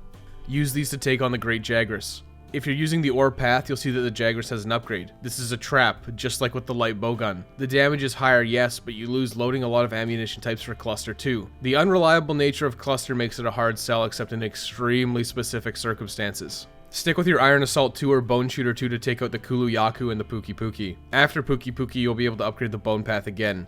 Upgrade your Bone Shooter 2 into a Bone Shooter 3 by using 2 Monster Bone M and 1 Ancient Bone. Now you'll be forced into an expedition in Wildspire Wastes. Mine for Earth Crystals here. Upgrade your Iron Assault 2 into an Iron Assault 3 by using 2 Earth Crystals, 2 Maclite Ore, and 5 Iron Ore. Continue with your mandatory story hunt of Baroth, followed by Juratotus. Juratotus has an upgrade you can take. You can build it by making a new Iron Assault 1 and upgrading it to an Iron Assault 2 by using 3 Iron Ore total. Then upgrade it to an Aqua Assault 1 by using 3 Earth Crystal, 1 Juratotus Shell, 3 Juratotus Scale, and 1 Aqua Sack. The ammo loads aren't great, and you lose out on some ammo types, so build it, but probably don't use it. Follow up by hunting Tobi Kadachi as part of the story. Tobi Kadachi is a decent upgrade you can take. It's primarily a pierce and slicing gun, just like the Iron Assault. You're trading Wyvern Heart on Iron Assault for Wyvern Snipe on Tobi's. It's your preference. Build it by making a new Bone Shooter 1 and upgrading it to a Bone Shooter 2 by using 3 Monster Bone S total. Then upgrade it to a Pulsar Shooter 1 by using 1 Tobi Kadachi Claw, 3 Tobi Kadachi Scale, and 2 Tobi Kadachi Pelt. Tobi's gun has 10% affinity and similar loading options to the Iron Assault path, with some variations to capacity and recoil. It is one of the most reasonable options for getting through the game. Next up is Anjanath. Anjanath also has a good upgrade you can take. It has insanely high raw damage but negative affinity and high deviation. It's a good candidate for shooting normal 3, as well as being a very strong shotgun with spread 1, 2, and 3 available with high damage, as well as cluster bomb 1 and 2 for luck-based damage. This will be one of the best options through low and high rank, but again, it will depend on your preferences. The Iron Assault is still a strong candidate. Build Anjanath's gun by building a new Iron Assault and upgrading it into an Iron Assault 2 by using 3 Iron Ore. Then upgrade it to a Jaggerous Assault 1 by using 1 Great Jaggerous Claw, 1 Great Jaggerous Hide, 3 Great Jaggerous Scales, and 1 Sharp Claw. Then upgrade that into a Blazing Assault 1 by using 2 Anjanath Fang, 3 Anjanath Scale, and 1 Flame Sack. After defeating Zora Magdaros, don't worry, it's a set piece and you can't really lose, you'll gain access to the Coral Highlands. In the Coral Highlands, you're forced into an expedition to explore. You can mine here for Dragonite Ore and Coral Crystal. Upgrade your Iron Assault 3 into a Steel Assault 1 by using 2 Dragonite Ore, 5 Maclite Ore, and 2 Monster Bone M. Upgrade your Pulsar Shooter 1 into a Pulsar Shooter 2 by using 2 Tobi Kadachi Electrode, 3 Tobi Kadachi Claw, 2 Electro Sac, and 3 Coral Crystal. Continue progressing by hunting Paolumu, but you can deviate and take out a Zetsuyaku to upgrade your Aqua Assault 1 into a Luminous Assault 1 by using 2 Zetsuyaku Claw, 1 Zetsuyaku Photophore, and 3 Zetsuyaku Scale. Afterwards, finish off Radoban in the Rotten Vale, then return to the Coral Highlands to take out Legiana. After Legiana, you'll hopefully get Monster Bone Plus as well as Legiana materials. Upgrade your Steel Assault 1 into a Steel Assault 2 by using 2 Monster Bone Plus, 5 Dragonite Ore, 2 Coral Crystal, and 10 Maclite Ore. If you've been using Tobi's gun, you can upgrade the Pulsar Shooter 2 into a Pulsar Shooter 3 by using 2 Monster Bone Plus, 2 Tobi Kadachi Electrode, 2 Tobi Kadachi Membrane, and 2 Warped Bones. Finally, you can upgrade your Luminous Assault 1 into a Shatter Crest by using 3 Legiana Claw, 4 Legiana Scale, and 2 Frost Sack. Shatter Crest is primarily a pierce gun. It's more of a one-trick pony than either of those, but it does its job extremely well and will be one of the best heavy bowguns for Pierce. Afterwards, you'll descend further into the Rotten Vale and have to fight Odogaron. Finish up your mandatory hunts of Rathalos and Diablos in whatever order you choose. If you're using the Blazing Assault 1, upgrade it after taking out Rathalos and gaining Marrow. Upgrade your Blazing Assault 1 into a Blazing Assault 2 by using 1 Rathalos Marrow, 4 Anjanath Fang, 1 Anjanath Nosebone, and 1 Anjanath Tail. After Diablos, you can build its gun. It has really high damage but negative affinity and high deviation. It has low loading, so it's something you'll have to decide for yourself if you can put up with. It will be one of the strongest per hit heavy bowguns in the game, however. After beating the Zora Magdaros set piece and killing deceptively strong Pookie Pookie, you'll gain access to high rank quests. Congratulations, the baby gloves are coming off. Our immediate goal in high rank is a weapon upgrade to compensate for the increased health of monsters. Thankfully, guns don't need to worry about sharpness, but in high rank we will gain a 3rd mod slot, which will be extremely beneficial. Your ammo loadouts won't be changing from low to high rank, so it's just about the damage. You have a few options once you hit high rank, depending on which guns you prefer. You can immediately mine for Carbolite Ore and Dragon Vein Crystal. Use them to upgrade your Steel Assault 2 into a Steel Assault 3 by using 8 Carbolite Ore, 5 Dragonite Ore, and 2 Dragon Vein Crystals. You can hunt Tobi Kadachi to upgrade your Pulsar Shooter 3 into a Kadachi Lion 1 by using 3 Tobi Kadachi Claw Plus, 4 Tobi Kadachi Scale Plus, 3 Tobi Kadachi Pelt Plus, and 3 Dragon Vein Crystal. You can also hunt Anjanath to upgrade your Blazing Assault 2 into a Flamin' Kanoni by using 4 Anjanath Fang Plus, 5 Anjanath Scale Plus, 3 Inferno Sac, and 1 Anjanath Plate. Then you can hunt Legiana to upgrade your Shatter Crest into a Shatter Crest Plus by using 3 Legiana Claw Plus, 5 Legiana Scale Plus, 3 Legiana Wing, and 2 Freezer Sack. Finally, if you really like the Diablos gun, you can upgrade it all the way to its second to last tier here by hunting Diablos and Black Diablos. It's not my favorite gun, but it's extremely strong and will be a reasonable candidate. If you hunt Diablos, you can actually upgrade your Kadachi Lion a second time to a Kadachi Lion 2 by using 2 Majestic Horn, 2 Tobi Kadachi Electrode Plus, 4 Tobi Kadachi Claw Plus, 3 Thunder Sack. All of these will have to tide you over until after you've beat Pink Rathian and reach the Elder's Recess. In the Elder's Recess, you can mine for Fusium Ore. Upgrade your Steel Assault 3 into a Chrome Assault 1 by using 8 Fusium Ore, 5 Carbolite Ore, 10 Dragonite Ore, and 3 Dragon Vein Crystal. Your next mandatory hunt is going to be Nergigante. Any of these weapons will be viable choices. Use what you like, but I stuck with the Chrome Assault one. After your hunt, if you got 2 Nergigante Talon, you can upgrade to the final tier of the Kodachi Lion.